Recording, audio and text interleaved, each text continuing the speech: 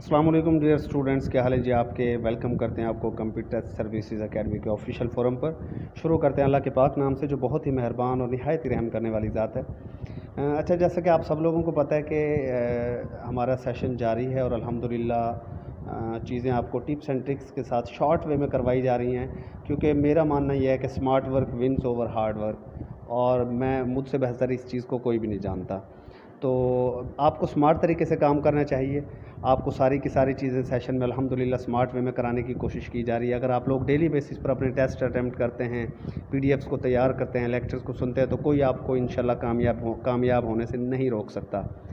General knowledge और geography की हमारी पहली क्लास है, पहला लेक्चर है। इसके अंदर आज आपको इंशाल्लाह सारे के सारे कॉन्टिनेंट्स एरिया वाइज पढ़ाए जाएंगे, पॉपुलेशन वाइज पढ़ाए जाएंगे, ओशंस के बारे में बताया जाएगा, एरिया और वॉल्यूम के हिसाब से कौन से बड़े हैं कौन से छोटे हैं, और ओशंस जो जनाब कोस्टल लाइन के हिसाब से कौन से बड़े और कौन से छोटे हैं, लैटीट्यूड्स क्या होते हैं, लैटीट्यूड क्या है, इक्वेटर क्या है, नॉर्दर्न और साउदर्न पोल से क्या मुराद है, नॉर्दर्न साउदर्न हेमिस्फीयर से क्या मुराद है, और उसके बाद जनाब प्राइम मेरिडियन लाइन क्या है, लॉन्गिट्यूड क्या है, और जनाब आपका ये जो है यूरेशिया, ये किस चीज़ का नाम है।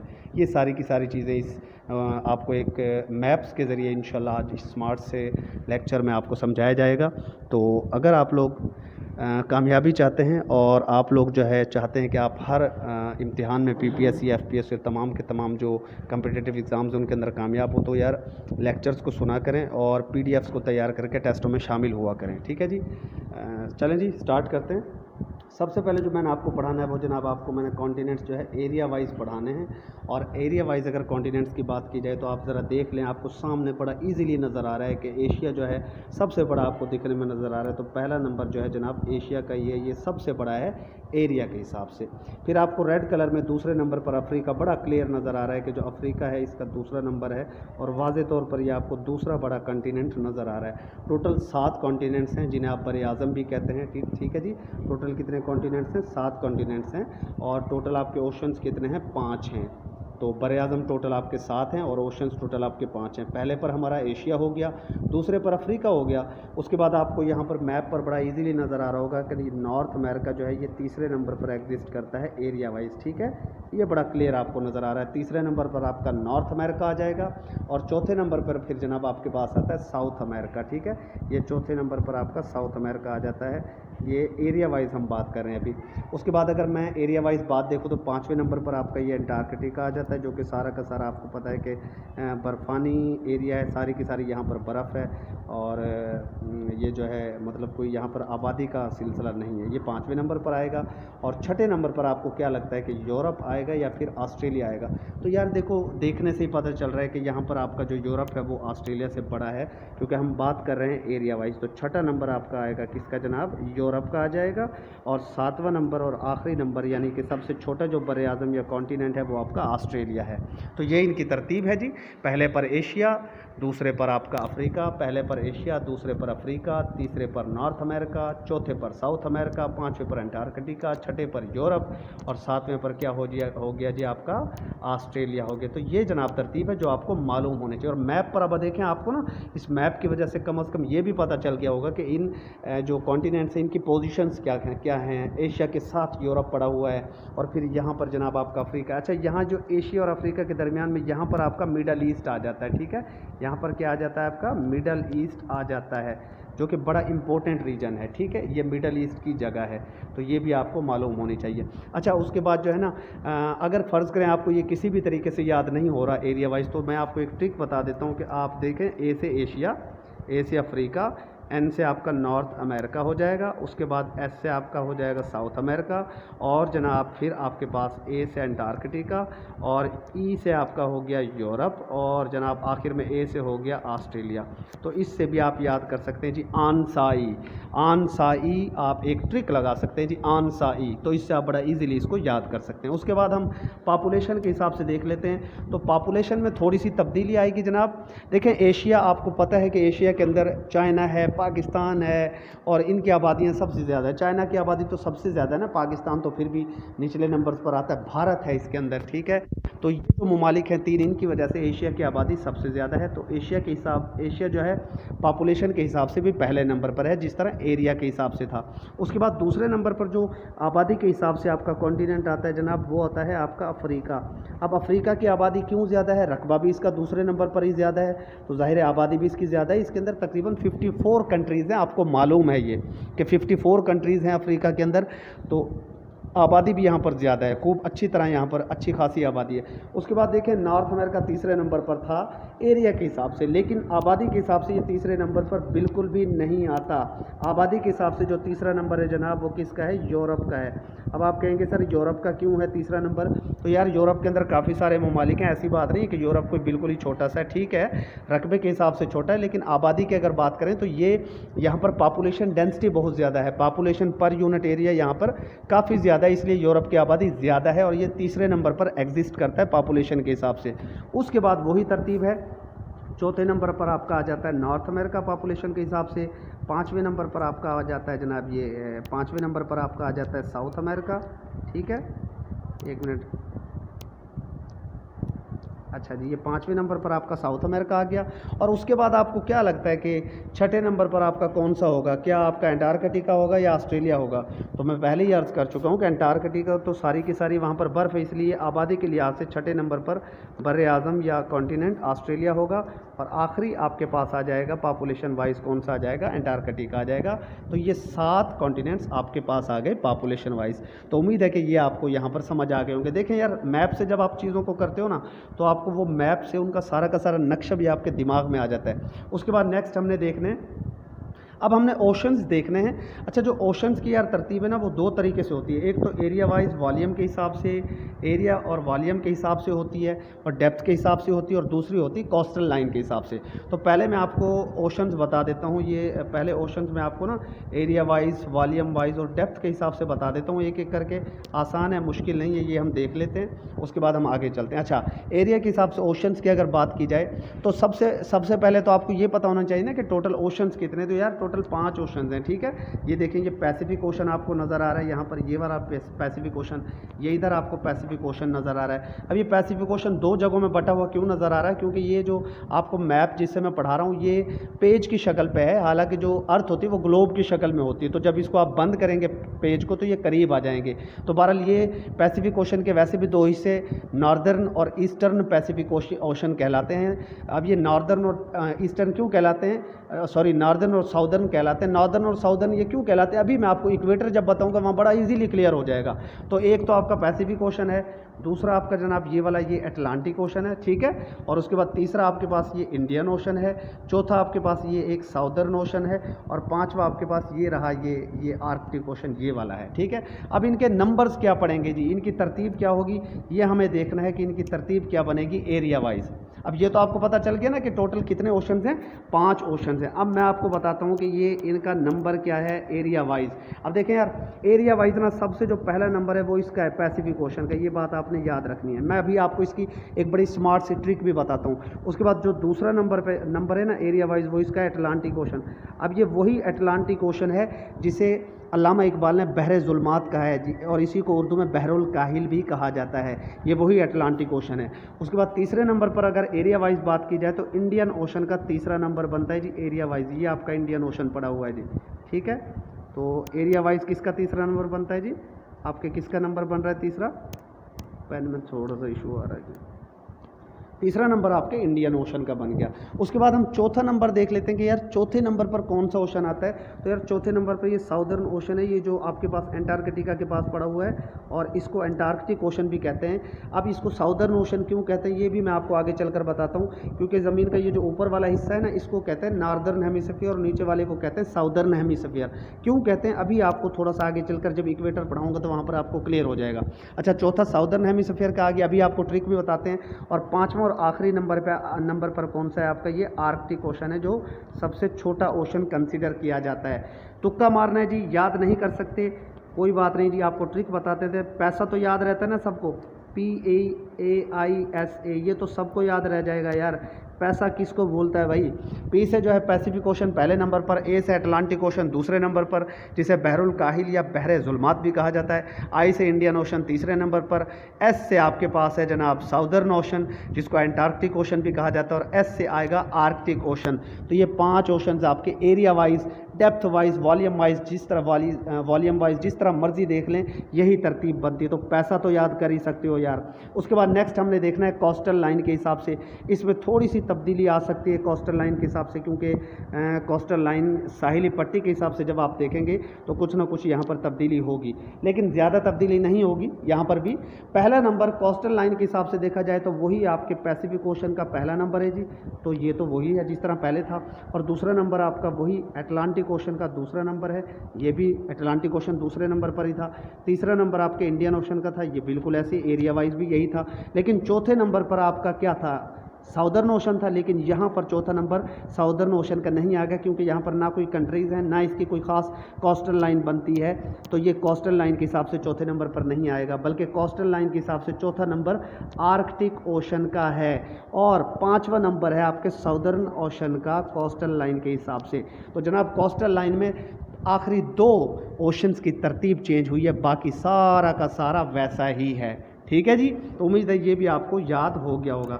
उसके बाद नेक्स्ट मैंने आपको इक्वेटर और लैटीट्यूड पढ़ाना है, और इक्वेटर और लैटीट्यूड की अगर बात करें यार, तो देखें इक्वेटर क्या है बेसिकली। अब देखें ये आपके सामने मैं एक लाइन खींचूंगा, ये पैसिफिक ओशन के ऊपर से यहाँ से जनाब ये जा रही है कुछ साउथ अमेरिका में से, कुछ अफ्रीका में से, और नीचे ये जनाब यहाँ पर जाकर मिल गई।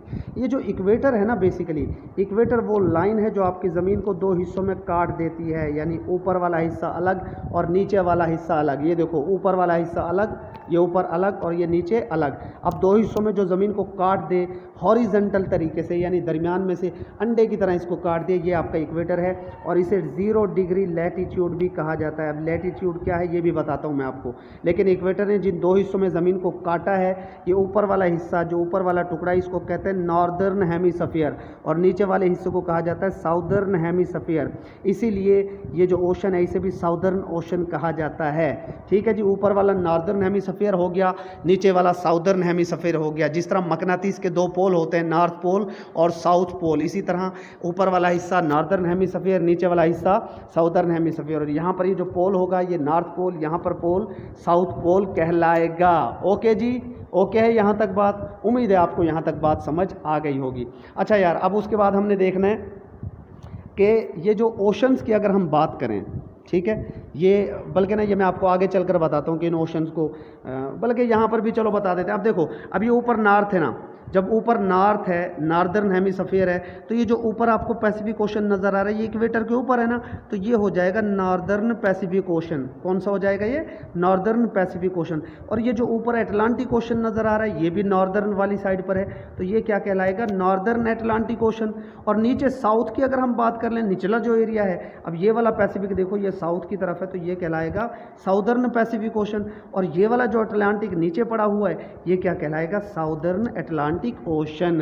तो मुझे उम्मीद है कि आपको पता चल गया होगा कि जो ओशन है इनको नॉर्दर्न और साउदर्न क्यों कहा जाता है, क्योंकि इक्वेटर की वजह से आपकी ज़मीन 2 हिस्सों में बंट जाती है, नॉर्दर्न हेमिस्फीयर और साउदर्न हेमिस्फीयर। तो ओशन का जो हिस्सा नॉर्थ पार्ट की तरफ हो उसे आप नॉर्दर्न का नाम दे देते हैं, और जो साउथ की तरफ हो उसे साउदर्न का नाम दे देते हैं। ठीक है जी, ओके है जी यहाँ तक। अब इनको मैं यहाँ से हटा देता हूँ, उसकी वजह है कि ये आगे मैप में आपको नॉर्दर्न साउदर्न ये इजीली समझ आ जाएंगे, तो इनको हम यहाँ से हटा देते हैं एक एक करके।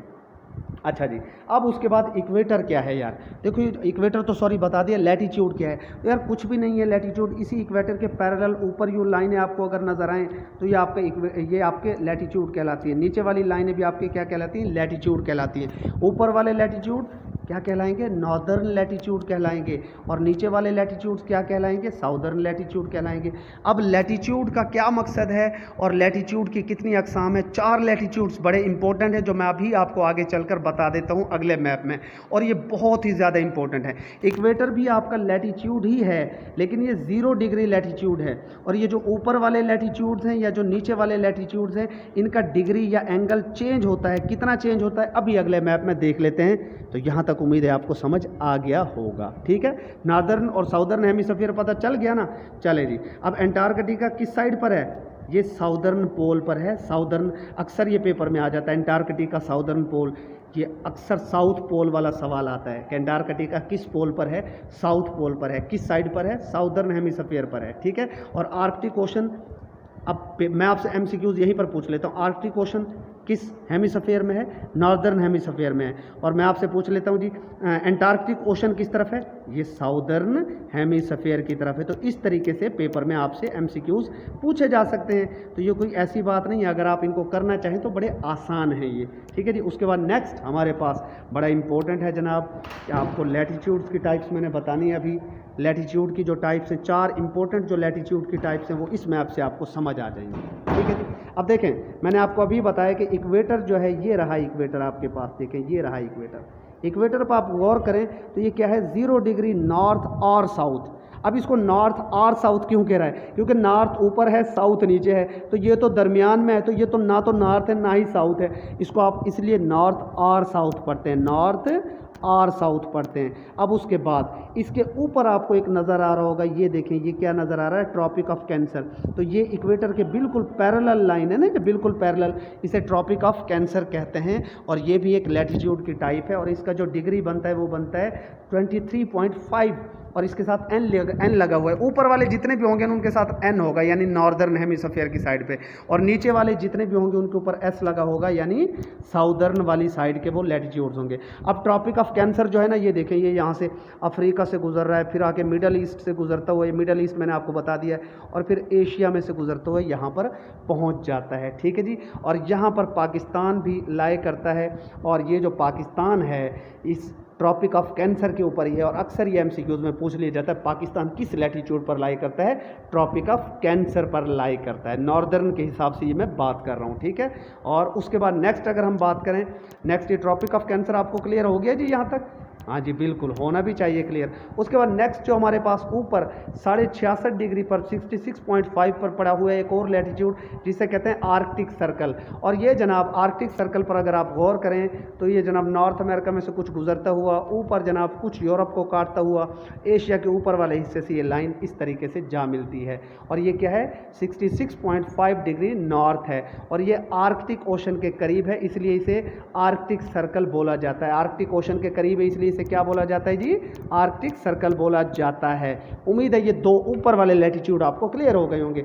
अब आ जाते हैं हम साउदर्न पार्ट के ऊपर, यानी ये जो निचला हिस्सा है इसको देख लेते हैं। अब देखिए ऊपर था तो ट्रॉपिक ऑफ कैंसर 23.5 डिग्री पर, ठीक है, लेकिन यहाँ पर जो 23.5 डिग्री पर है इसे कहते हैं ट्रॉपिक ऑफ कैंसर। क्या कहते हैं, ट्रॉपिक ऑफ कैंसर। अब इस लैटिट्यूड को देखो यार, ये जनाब लैटिट्यूड गुजर रहा है नीचे, निचला हिस्सा जो साउथ अमेरिका का है उसमें से गुजर रहा है, अफ्रीका के निचले हिस्से में से गुजर रहा है, और ऑस्ट्रेलिया को तकरीबन मरकज से काट देता है ट्रॉपिक ऑफ कैप्रिकॉर्न, ठीक है।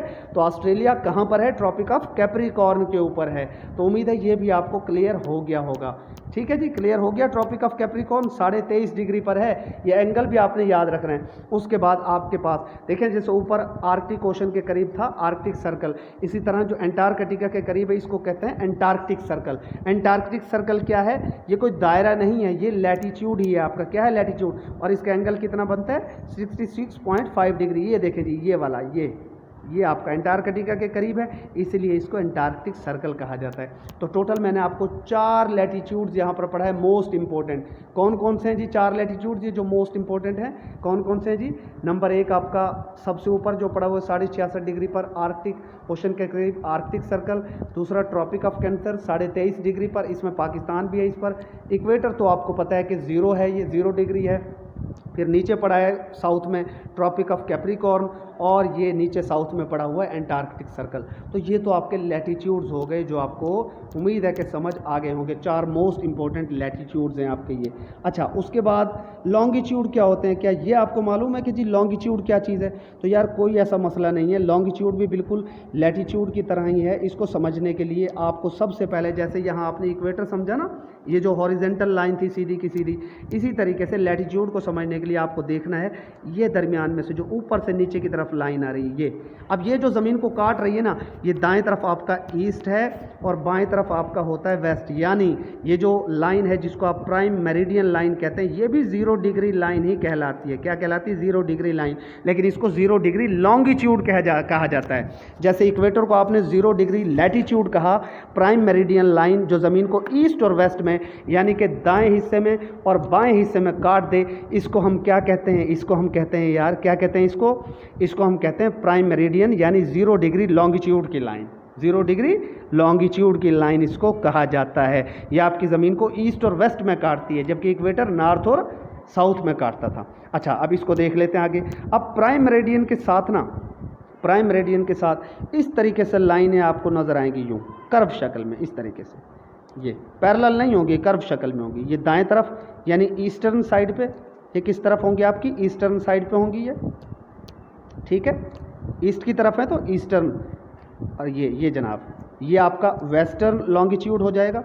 जिस तरह आपका नॉर्दर्न और साउदर्न जो है लैटिट्यूड था, ये खरबूजे की शक्ल बन जाती है। तो ये जनाब जो दाएं तरफ है ये कहलाएंगे ईस्टर्न लॉन्गिट्यूड, जो बाएं तरफ है ये कहलाएंगे वेस्टर्न लॉन्गिट्यूड्स, ठीक है जी।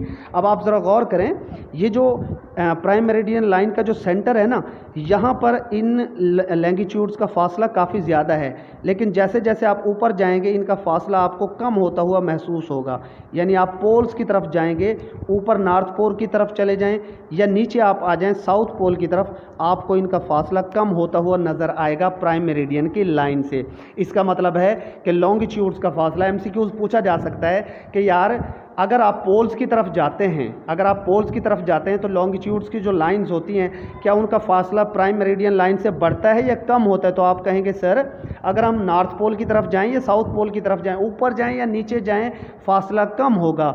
जबकि जो सेंटर है यानी जो इक्वेटर वाली लाइन है, ये जो इक्वेटर वाली लाइन है, इसके करीब फासला सबसे ज़्यादा होता है, लॉन्गिट्यूड्स का। तो ये आता है पेपर में, ये सवाल यार पूछा जा चुका है पीपीएससी और एफपीएससी में कि लॉन्गिट्यूड्स का फासला सबसे ज़्यादा कहाँ पर आप देखते हैं? इक्वेटर के ऊपर देखते हैं, जबकि साउथ पोल या नॉर्थ पोल की तरफ जाएं तो ये फासला कम होता जाता है, ठीक है जी। तो उम्मीद है यहाँ तक ये बातें आपको समझ आ गई होंगी, ठीक है जी। तो ये लॉन्गिट्यूड भी क्लियर हो गए यार, ठीक है। तो लॉन्गिट्यूड जब क्लियर हो गए, नेक्स्ट हमारे पास रह गया जी यूरेशिया। अब ये यूरेशिया क्या है? यूरेशिया क्या है यार? यूरेशिया कुछ भी नहीं है। यहाँ पर आपके पास एशिया था, मैंने आपको अभी बताया था मैप पर, और यहाँ पर आपके पास क्या था? यूरोप था। ऐसे ही था ना, यहाँ ऊपर क्या था आपका? यूरोप था। तो यार यूरोप और एशिया को मिलाकर यूरेशिया कहते हैं, कोई ऐसी बात नहीं है। यूरोप और एशिया को मिला दो, ये यूरेशिया बन जाता है। क्या बन जाता है जी? यूरेशिया बन जाता है। तो यहाँ तक ये सारी की सारी चीज़ें उम्मीद है आपको समझ आ गई होंगी। इसके अंदर से आपसे क्वेश्चंस भी पूछे जाएंगे और इसकी पीडीएफ भी आपको जो ऑफिशियल सेशन वाला हमारा सेशन है वहाँ पर आपको इसकी पीडीएफ भी प्रोवाइड कर दी जाएगी। लिहाजा आपको स्क्रीनशॉट्स वगैरह बनाने की ज़रूरत नहीं है।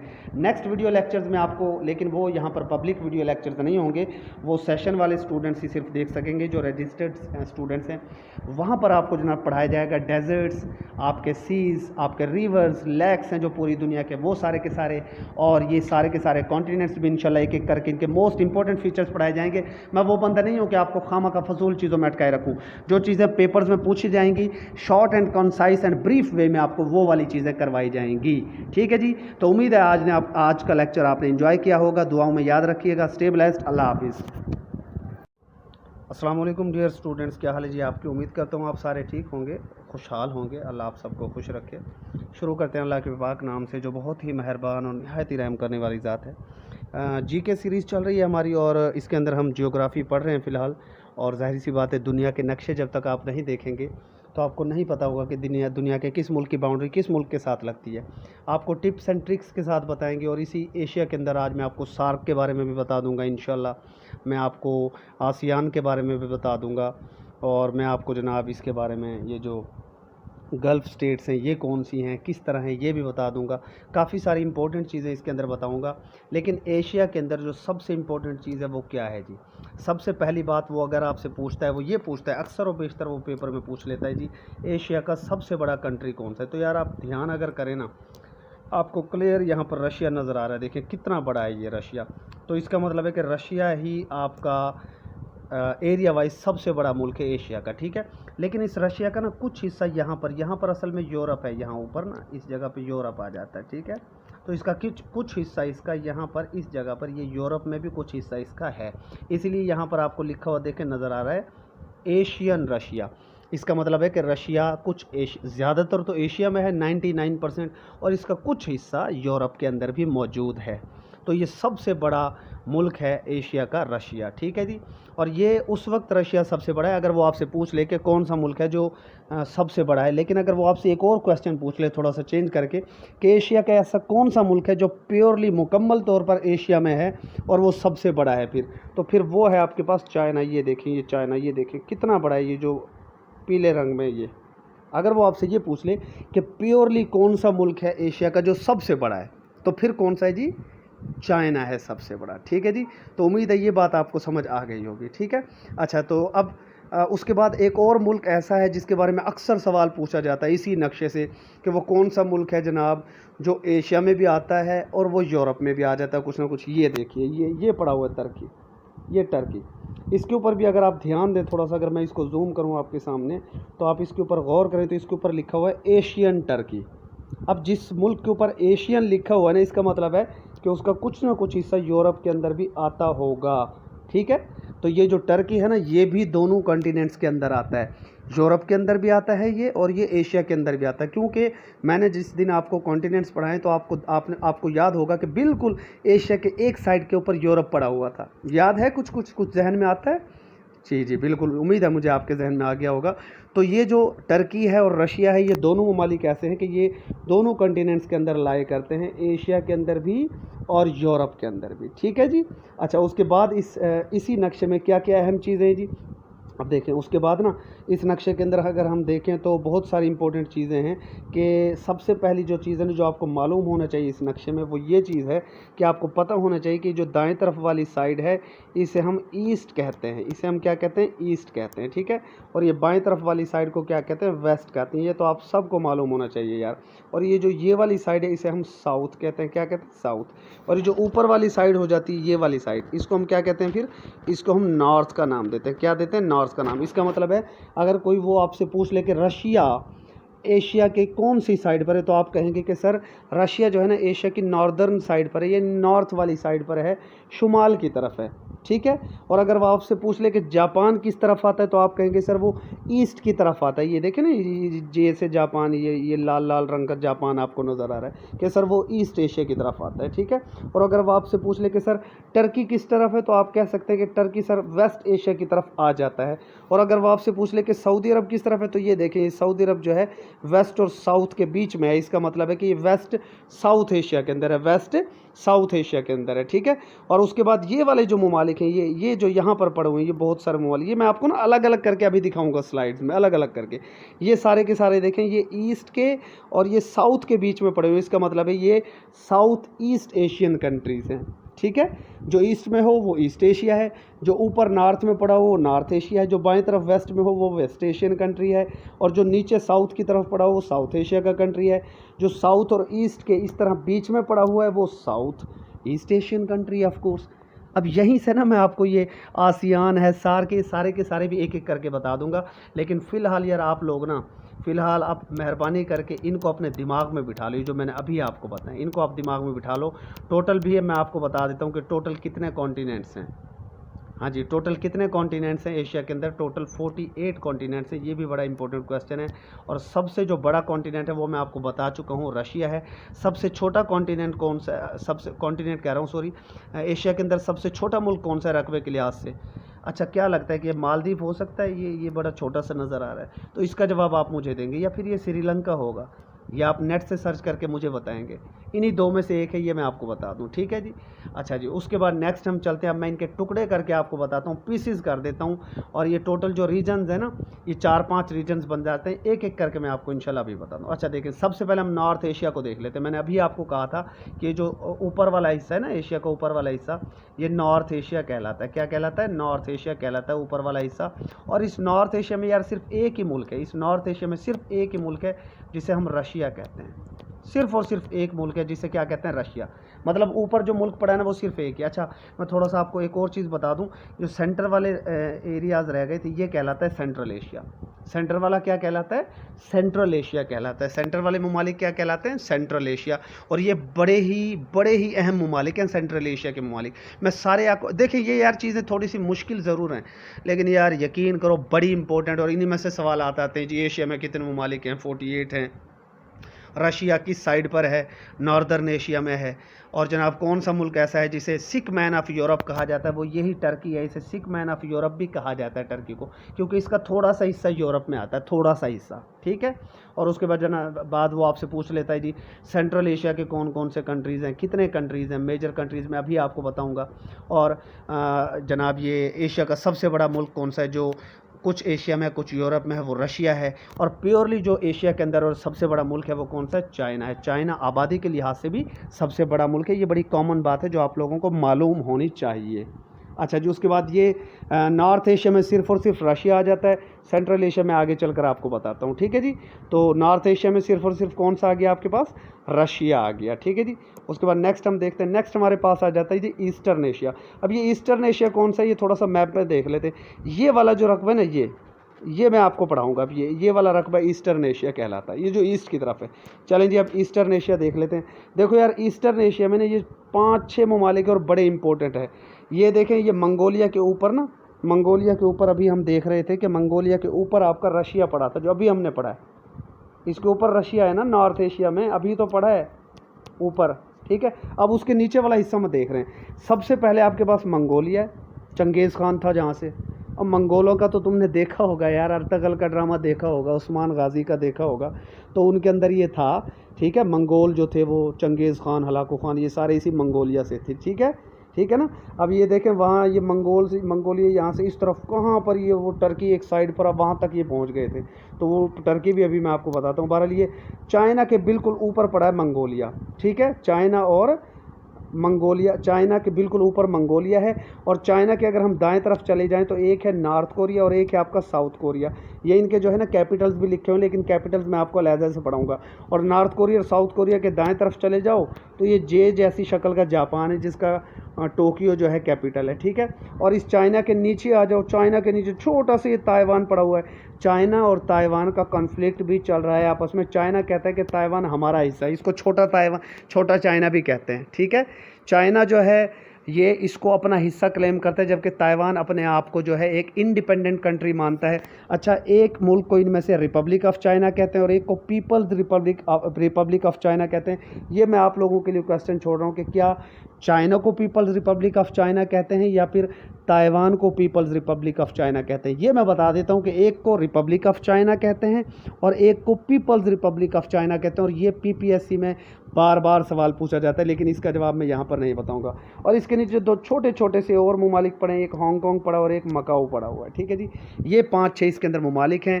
अब टोटल अगर हम इनकी गिनती करें, नंबर 1 हमारे पास मंगोलिया है, नंबर 2 आपके पास इसके अंदर चाइना पड़ा हुआ है, नंबर 3 आपके पास नॉर्थ कोरिया, नंबर 4 आपके पास साउथ कोरिया, 5 नंबर पर जापान है, 6 नंबर पर ताइवान है जिसका कैपिटल टैपी है, और फिर ये हांगकॉन्ग और ये छोटे छोटे से ये जज़ायर नुमा, मतलब इनको ये अपने आप को खैर ममालिक भी कह सकते हैं, लेकिन ये जज़ायर हैं छोटे छोटे से, ठीक है जी। तो ये टोटल मेजर इसके अंदर 6 कंट्रीज़ हैं, ठीक है। अब ये नॉर्थ कोरिया और साउथ कोरिया के दरमियान एक बाउंड्री लाइन है, बड़ी मशहूर बाउंड्री लाइन है, इसका नाम भी मैं आपके लिए छोड़ रहा हूँ। आज मैं 2-3 चीज़ें आप लोगों के लिए छोड़ रहा हूँ जो पीपीएससी के पेपर में पूछी जाती हैं कि जी नॉर्थ कोरिया और साउथ कोरिया के दरमियान बाउंड्री कौन सी है, उसका नाम, और चाइना को पीपल्स रिपब्लिक ऑफ चाइना कहते हैं या रिपब्लिक ऑफ चाइना कहते हैं, और ताइवान को क्या कहते हैं, पीपल्स रिपब्लिक ऑफ चाइना या रिपब्लिक ऑफ चाइना। और इनके दरमियान कॉन्फ्लिक्ट चल रहा है क्योंकि 1949 में जब कम्युनिस्ट पार्टी ने होल्ड संभाला था ना चाइना का, उससे पहले चाइना और ताइवान इन दोनों ममालिक पर एक और पार्टी का होल्ड था और उस पार्टी को शिकस्त दी कम्युनिस्ट लोगों ने 1949 में, और इन्होंने चाइना के ऊपर कब्जा कर लिया और उस पार्टी को भागकर ताइवान जाना पड़ा। बहरहाल ये एक लंबी कहानी है, फ़िलहाल बस आपने इतना ही याद रखना है कि चाइना और ताइवान इनके दरमियान कन्फ्लिक्ट है, ठीक है। चाइना कहता है कि ताइवान हमारा हिस्सा है, क्योंकि चाइना वन चाइना पॉलिसी को मानता है, जबकि ताइवान अपने आप को इंडिपेंडेंट कंट्री मानता है। ठीक है, तो इसको छोटा चाइना भी कहते हैं, हंसने के लिए कह रहा हूँ, जस्ट एक मजाक की बात है। ठीक है जी, तो उम्मीद है कि यहाँ तक ये बातें आपको समझ आ गई होंगी। अब इनको याद कैसे करना है कि यार किस तरीके से याद किया जाए, अभी ईस्ट एशिया में कौन कौन से ममालिक हैं, तो यार ये सारे के सारे चिंगमिंग वाले सारे के सारे वही तो हैं, चिंगपिंग वाले। तो ये कोई मुश्किल तो नहीं है, अगर आप सोचें तो। इसको देखें ना, मंगोलिया को छोड़कर एक मंगोलिया को याद कर लो कि चीन के ऊपर मंगोल हैं, चीन के ऊपर मंगोल हैं। ठीक है ना, उसके बाद चाइना भी चिंग पिंग चिंग कर रहे होते हैं। ये कोरिया वाले, चाहे नॉर्थ कोरिया है या साउथ कोरिया, ये भी चिंग पिंग चिंग करते हैं। जापान वाले भी चिंग पिंग चिंग, यानी ये इनकी ज़बान की मैं बात कर रहा हूँ। और ताइवान तो वैसे ही कॉन्फ्लिक्टेड एरिया है। ठीक है, तो ये बड़े आसान से हैं, इनके कैपिटल्स भी आप याद कर सकते हैं। मंगोलिया का कैपिटल है ओआन बातार, और चाइना का है बीजिंग, बड़ा मशहूर है। और जनाब नॉर्थ कोरिया का है पियोंगयंग, और साउथ कोरिया का सियोल, और टोक्यो है आपका जापान का, और टेपी है आपका ताइवान का। ये बहरहाल मैं आपको कैपिटल्स के अंदर निशानियां लगाकर बताऊंगा इंशाल्लाह शॉर्ट ट्रिक्स के ज़रिए। तो ये था आपका ईस्ट एशिया। ठीक है जी, तो मुझे उम्मीद है कि ईस्ट एशिया आपको याद हो गया। रट्टा मार लो यार, ऊपर जनाब मंगोलिया पड़ा है, उसके नीचे चाइना पड़ा है, चाइना के दाएं तरफ जाओ तो दोनों के दोनों कोरियाज पड़े हैं, नॉर्थ कोरिया साउथ कोरिया, उनके दाएं तरफ जाओ तो जापान पड़े हैं, और चाइना के नीचे उसका छोटा सा टुकड़ा ताइवान पड़ा हुआ है। तो मुझे उम्मीद है कि ये आप अब याद कर लेंगे। एक निशान सीक्वेंस बनाओ ना, मंगोलिया चाइना, चाइना के दाएं तरफ जाते हैं जी दोनों कोरिया पड़े हुए हैं, नॉर्थ कोरिया साउथ कोरिया, उनके दाएं तरफ जाओ तो जे जापान, ये जे शक्ल का जापान, जे शक्ल का जापान, और चाइना के नीचे उसका छोटा सा टुकड़ा ताइवान, जिसको चाइना अपना हिस्सा मानता है। ठीक है जी, मुझे उम्मीद है ये बातें आपको यहाँ तक समझ आ गई होंगी। उसके बाद जनाब साउथ ईस्ट एशिया, ये कौन सा एशिया है जी साउथ ईस्ट एशिया? पहले मैं आपको मैप से दिखा देता हूँ। यार ये साउथ ईस्ट एशिया ना, ये वाला हिस्सा है। ये जो मैप के अंदर आपको ये जो नीचे वाला हिस्सा नज़र आ रहा है ना, ये देखो ना, ये आपका ईस्ट है इस तरफ। ठीक है, और यहाँ पर ये आपका साउथ है। तो ये ईस्ट और साउथ के दरमियान में ये जो इलाका है ना, ये वाला जो इलाका है, ये सारा का सारा साउथ ईस्ट एशिया कहलाता है। क्या कहलाता है? South east Asia. मैं अभी आपको ये नक्शे में अलग करके समझा रहा हूँ अलहदा स्लाइड पे, और इंशाल्लाह ऐसा ट्रिक यहाँ पर बताऊँगा कि आप इसको भूलेंगे ही नहीं। पहले वैसे देख लेते हैं, ठीक है, फिर मैं आपको अपनी ट्रिक भी बताऊँगा। अच्छा, मैं ये बता दूँ आपके, ये जितने भी ममालिक ये आपको नज़र आ रहे हैं, टोटल आपके पास ना तकरीबन ये 1 2 3 4 5 6 7 8 9 10 ममालिक हैं। ईस्ट तैमूर तो एक छोटा सा जजीरा नुमा, मतलब ये है, ये बाद में इंडिपेंडेंट हुआ था, इसकी भी कहानी मैं आपको बताता हूँ। टोटल ये 10 ममालिक हैं, और ये 10 ममालिक किस तंजीम का हिस्सा है? एक तंजीम है, उस तंजीम को कहा जाता है आसियान। क्या कहा जाता है? आसियान। ठीक है, और ये किस चीज़ का मुखफ़फ़ है? ए से बन जाता है एसोसिएशन, और एस से बन जाता है साउथ, ई से बनता है ईस्ट, और आगे बन जाता है Asian Nations, association of south east Asian Nations, क्योंकि ये जो सारा आपका है ये साउथ ईस्ट एशिया है। अब इसके अंदर 10 ममालिक कौन से हैं? पहले मैं आपको एक तुक्का बता देता हूँ। आप कहेंगे यार C V I P VIP MMS, CVIP MMS, और VIP MMS को देखो, सी से सी देखना होता है ना, CVIP MMS। भाई VIP MMS को सारे देखो, किस चीज़ का MMS है वो, किस चीज़ का MMS है भाई? वो टेबल के मुतालिक है। एक टेबल है यार, बड़ी पुरानी सी टेबल है, ठीक है ना, TB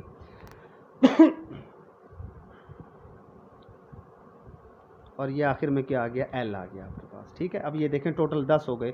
C से आपके पास हो जाएगा कंबोडिया, V से हो जाएगा वियतनाम, I से आपके पास हो जाएगा इंडोनेशिया, P से हो जाएगा फिलीपींस, और M से आपके पास हो जाएगा मलेशिया, और दूसरे M से हो जाएगा म्यांमार, और S से हो जाएगा सिंगापुर, T से आपके पास हो जाएगा जनाब थाईलैंड, और ये B से आपके पास हो जाएगा ब्रुनाई, और L से आपके पास हो जाएगा क्या? लाओस। तो इस तरीके से ये आपके पास सारे के सारे कंट्रीज़ आप इस एक ट्रिक से याद कर सकते हैं। ठीक है जी, बड़ी बेहतरीन ट्रिक है। CVIP MMS, VIP MMS को सारे देखो जी, टेबल का MMS है वो।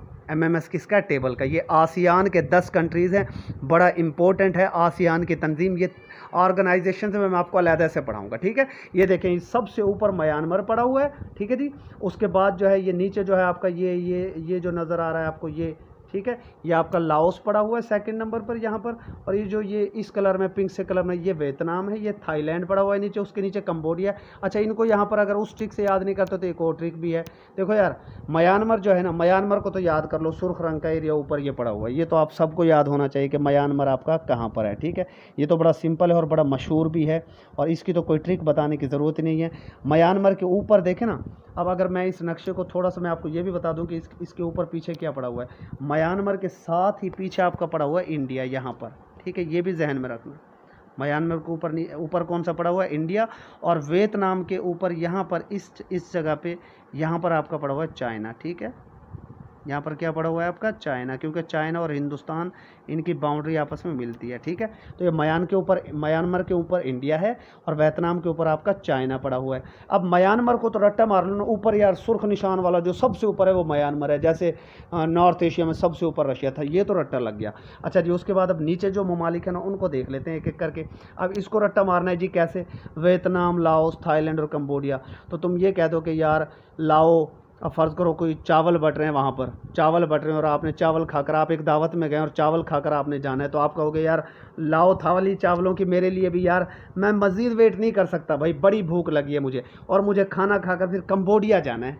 अर्तगल से ना एक बार पूछा गया था कि आप किस मुल्क का विज़िट करना चाहते हो, तो अर्तगल ने कहा था कंबोडिया का विज़िट करना चाहता हूँ। ये साउथ ईस्ट एशिया का जो मुल्क कंबोडिया है, ये अर्तगल का फेवरेट मुल्क था। ठीक है, जिसको ये आसियान याद रह जाएगा ना, उसको ये भी याद रह जाएगा कि आसियान जो है साउथ ईस्ट एशियन कंट्रीज़ की ऑर्गेनाइजेशन है। ठीक है, तो अर्तगल कह रहा था, अर्तगल ना भूखा था, उसने कहा जी मेरे लिए ना यार तुम ऐसा करो। अर्तगल ने कहा कि भाई जल्दी से जो है लाओ, क्या लाओ चावलों की थाली, मैंने खाना है, मुझसे वेट नहीं हो रहा, और मैंने खाना खा के, चावलों की थाली खा के फ़ौरन मैंने कंबोडिया जाना है। तो ये तो चार तो आपको याद हो गए बड़ा इजीली। उसके बाद मलेशिया और सिंगापुर। मलेशिया और सिंगापुर ना यार जो है ये इकट्ठे पड़े हुए हैं, मलेशिया और सिंगापुर। इनके दरमियान एक स्ट्रेट भी आते हैं, वो मैं स्ट्रेट आपको बाद में पढ़ाऊँगा कि मलेशिया और सिंगापुर को कौन सी स्ट्रेट है, कौन सी पट्टी है जो आपस में मिलाती है। वो जोहर स्ट्रेट है या मलक्का स्ट्रेट है, कौन सी, वो मैं आपको बाद में पढ़ाऊंगा। अभी सारा कुछ इस समय बताने लगा ना तो आप भूल जाएंगे। ठीक है, मलेशिया और सिंगापुर। मलेशिया वाले भाई मालाएं पहनते रहते हैं और नीचे उसके नीचे सिंगापुर वाले सिंगिंग करते रहते हैं। बस याद कर लो कि मलेशिया और सिंगापुर ऊपर नीचे पड़े हुए हैं। अब जो है ना वो एक दूसरे को चिढ़ाते रहते हैं। ये मलेशिया वाले जो है ये जो है माला माल लोग हैं, चलो ये भी याद कर सकते हो। मलेशिया वाले माला माल लोग ऊपर पड़े हुए हैं, तो नीचे वाले जो सिंगापुर वाले हैं उसके नीचे सिंगिंग करते रहते हैं। दोनों के पास एक खूबी, ऊपर नीचे पड़े हुए, ऊपर माला माल नीचे सिंगिंग वाले, ऊपर माला माल नीचे सिंगिंग वाले, ऊपर माला माल लोग हैं नीचे सिंगिंग करने वाले लोग हैं, सिंगापुर वाले। ठीक है जी, तो उसके बाद जो है ना उसके दाएं तरफ पड़ा हुआ ब्रुनाई, और ब्रुनाई कहता है जी सिंगिंग हम भी बुरी नहीं करते। ब्रुनाई वाले कहते हैं भाई सिंगापुर वालों हम भी तुम्हारे करीब पड़े हुए हैं, हम भी बुरी सिंगिंग नहीं करते, हमें भी सिंगिंग आती है। ठीक है ना। और उसके बाद जनाब सबसे ऊपर ये जो एंड में है, ये इसको तो अलहदा से याद कर लो, ये फिलिपाइंस आपका पड़ा हुआ सबसे अलहदा। जैसे पाकिस्तान, फिलिपाइंस, पाकिस्तान का झंडा ग्रीन है, फिलिपाइन को भी यहाँ हमने ग्रीन कलर से ही दिखाया हुआ है। ठीक है, और सबसे नीचे आपका इंडोनेशिया है। जैसे ऊपर देखें म्यांमार के ऊपर था इंडिया, और यहाँ पर सबसे नीचे फिर आप आते हैं तो यहाँ पर है आपका इंडोनेशिया सबसे नीचे। ठीक है, और ये जो नीचे पड़ा हुआ है ना आपका ये ईस्ट तैमूर, ये पेपर्स में कई बार पूछा जाता है कि ईस्ट तैमूर ने किस मुल्क से आज़ादी हासिल की थी? इसी इंडोनेशिया से इसने आज़ादी हासिल की थी। ये मैं आपको बता दूं, ये मैप से अभी मैंने आपको बता दिया है। अगर आप लोगों को याद रह जाए कि यार इंडोनेशिया के नीचे तो पड़ा हुआ दबा दबा सा बेचारा ईस्ट तैमूर, जैसे चाइना के नीचे ताइवान पड़ा हुआ था, छोटा चाइना। ठीक है, इसी तरीके से इंडोनेशिया के नीचे ईस्ट तैमूर पड़ा हुआ है, छोटा इंडोनेशिया इसे नहीं कह सकते क्योंकि ये अब इससे आज़ाद हो चुका है। ठीक है जी, उसके अलावा इसके ऊपर सिंगापुर ने भी गालबन कब्जा किया था, ये आप चेक कर लेंगे, इस वक्त मेरे जहन में थोड़ा सा ये नहीं है। ठीक है जी, तो टोटल मैंने ममालिक आपको बता दिए, कितने ममालिक हैं? 10 ममालिक हैं। CVIPMMS, VIPMMS को देखो, और वो MMS किस चीज़ का है जी? टेबल का। C से आपका बन जाता है क्या? C से बनता है कंबोडिया। ठीक है जी, V से बनता है वियतनाम, और उसके बाद I से बनता है आपका क्या? I से क्या बनता है? इंडोनेशिया, और P से बनता है आपका फिलिपाइंस। P से क्या बनता है? फिलिपाइंस। M से बनता है आपका म्यांमार, दूसरे M से आपका बनता है मलेशिया, और उसके बाद जो है हमारे पास नेक्स्ट इसके अंदर था एस। एस से आपका बनता है सिंगापुर। एस से क्या बनता है? सिंगापुर। टी से बनता है थाईलैंड। थाईलैंड जो है वाइट एलिफेंट्स के नाम से भी, वाइट एलिफेंट के नाम से भी मशहूर है। इसके अंदर जो है वाइट एलिफेंट्स भी हैं काफ़ी। अच्छा, उसके बाद बी से बनता है ब्रुनाई और एल से आपके पास बनता है लाओस। ठीक है जी। तो मैंने आपको जितनी निशानियाँ बताई सारी की सारी आ गई आपके सामने। ठीक है जी। मुझे उम्मीद है कि यह आपको अब इंशाल्लाह ये आपको काफ़ी हद तक याद हो जाएगा। ये किस चीज़ का मैप है जी? ये हमारे पास मैप था साउथ ईस्ट एशिया का। साउथ ईस्ट एशिया में टोटल कंट्रीज़ कितने हैं? 10। और इसकी एक मशहूर तंजीम है ASEAN. CVIPMM stable, CVIPMM stable, सारे के सारे याद हो जाएंगे। और अगर उस तरह याद नहीं होते तो मैंने बताया था कि अर्तगल ने कहा था यार, अर्तगल ने कहा था भाई लाओ थाली चावलों की मुझसे वेट नहीं होता मज़ीद, और मैंने जनाब खा के जो है कंबोडिया जाना है। फिर उसके नीचे पड़े थे मलाइशिया और सिंगापुर। मलाइशिया वाले माला माल, और मलाइशिया के नीचे जो है सिंगापुर है, वो सिंगिंग करते रहते हैं। और ब्रुनाई इनके दाएं तरफ पड़े। ब्रुनाई वाले कहते हैं भाई बुरे हम भी नहीं हैं, हमारी भी सिंगिंग ठीक है। और इसके नीचे जैसे ऊपर आपके पास इंडिया था, सबसे ऊपर। ये इंडिया वैसे इसका हिस्सा नहीं है, ये मैं बता दूं, इंडिया साउथ एशिया में आता है। तो सबसे नीचे आपके पास पड़ा हुआ है ये इंडोनेशिया। और इस इंडोनेशिया में कब्जे में कभी था ईस्ट तैमूर, जब जो कि अब उनसे आज़ाद हो चुका है। नेक्स्ट स्लाइड हमारा अपना साउथ एशिया, जिसके अंदर पाकिस्तान मौजूद है। अब साउथ एशिया के अंदर टोटल कितने कंट्रीज़ है जी? 8 कंट्रीज़ हैं। बहुत बार ये पेपर में पूछा जा चुका है। और साउथ एशिया का जो सबसे बड़ा मुल्क है, अच्छा ये जो पीछे आपके पास आया ना, इसका सबसे बड़ा मुल्क कौन सा है? ये आप मुझे डिस्कशन फोरम पर बताएंगे। साउथ ईस्ट एशिया का पेपर में मैं आपसे टेस्ट में पूछूंगा फिलिपाइंस कौन सी साइड पर आता है? आप कहेंगे साउथ ईस्ट एशिया में। मैं पूछूंगा जी आसियान में कितने ममालिक है? आप कहेंगे 10। मैं कहूँगा जी मालदीव किस में आता है? तो ये आसियान जिसको याद हो गया ना, उसको ये सारे के सारे याद हो जाएंगे, कोई मसला ही नहीं है। अच्छा जी, उसके बाद साउथ एशिया के अंदर देखें कौन कौन से ममालिक हैं। अफ़गानिस्तान है, पाकिस्तान है, और इसका सबसे बड़ा मुल्क कौन सा है? इंडिया। सबसे बड़ा मुल्क इसका कौन सा है? इंडिया। इन्होंने खैर यहाँ से हमारा खा रखा है, ये जो है पाकिस्तान का हिस्सा, गिलगित बल्तिस्तान और कश्मीर। ठीक है जी। और ये बेचारा देखें छोटा सा भूटान है साउथ एशिया के अंदर, छोटा सा भूटान है। नेपाल का बॉर्डर लग रहा है इसके साथ, इंडिया के साथ। अब देखें इंडिया के, अब यहाँ पर आप देखो ना, पाकिस्तान के साथ जो है ना, पाकिस्तान के साथ आप देखो इंडिया का बॉर्डर यहाँ पर आपको नज़र आ रहा है। अफगानिस्तान के साथ भी नज़र आ रहा है। ठीक है। और फिर उसके अलावा चाइना के साथ भी लगता है खैर पाकिस्तान का बॉर्डर, ईरान के साथ भी लगता है। वो जब पाकिस्तान का अलहदा पढ़ाएंगे उस वक्त आपको बताएंगे। इंडिया का देखें नेपाल के साथ भी लग रहा है, श्रीलंका के और इसके दरमियान में खैर पानी है थोड़ा सा। ये नीचे आपका मालदीव पड़ा हुआ है छोटा सा, ठीक है, साउथ एशिया का छोटा सा। भूटान पड़ा हुआ है। उसके बाद ये बांग्लादेश है ग्रीन ग्रीन सा। और ये जनाब आपका म्यांमार आ गया। ठीक है जी, ये म्यांमार। ठीक है जी। तो ये टोटल आपके पास हो गए 8 ममालिक। ये जो म्यांमार है ना, एक्चुअली जो है इस म्यांमार को जो है इसके अंदर इन्होंने ऐसे ही डाल दिया। म्यांमार तो अभी हमने पढ़ा था किसके अंदर, ये अभी हमने पढ़ा है साउथ ईस्ट एशिया के अंदर। तो म्यांमार इसका हिस्सा नहीं, इसको आपने इसमें से निकाल देना है। तो टोटल 8 ममालिक हैं। अब ये 8 ममालिक ने यार एक तंजीम है इन्हें 8 ममालिक की, और उस तंजीम को कहा जाता है सार्क। सार्क ममालिक। अगर ये सार्क आपको याद हो गया ना, सार्क के अंदर जो है 8 ममालिक हैं। और बड़ा इसका एक मशहूर फार्मूला है जी, MBBS पेन। MBBS करने वाले बेचारे पेन में ही रहते हैं ना, MBBS पेन। MBBS करने वाले किस में रहते हैं? पेन में रहते हैं। M से क्या हो गया? M से आपके पास हो गया मालदीव्स, और B से हो गया आपके पास भूटान, और दूसरे B से हो गया बांग्लादेश, और S से आपके पास हो गया श्रीलंका, और P से आपके पास हो गया पाकिस्तान, A से आपके पास हो गया अफ़गानिस्तान, I से हो गया इंडिया, और N से हो गया आपके पास नेपाल।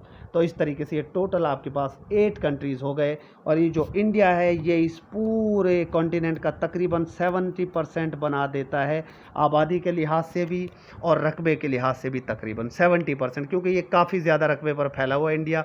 और इंडिया की टोटल 28 स्टेट्स हैं, ये आपको मैं बताता चलूँ। पाकिस्तान को तो मैं आपको बाद में ज़ाहिर सी बात है पढ़ाऊँगा। और श्रीलंका, ये मालदीव जो है ज़ाहिर सी बात है यहाँ पर मैं नहीं बताऊँगा, क्योंकि ये मैंने आपसे क्वेश्चन पूछ रखा है। श्रीलंका सबसे छोटा है या मालदीव्स, ये आपने बताना है। इंडिया तो सबसे बड़ा ही है। तो ये 8 ममालिक आपको यहाँ पर याद हो जाने चाहिए। उसके बाद नेक्स्ट स्लाइड हमारे पास है जी सेंट्रल एशिया। बहुत इंपॉर्टेंट स्लाइड है यार सेंट्रल एशिया की।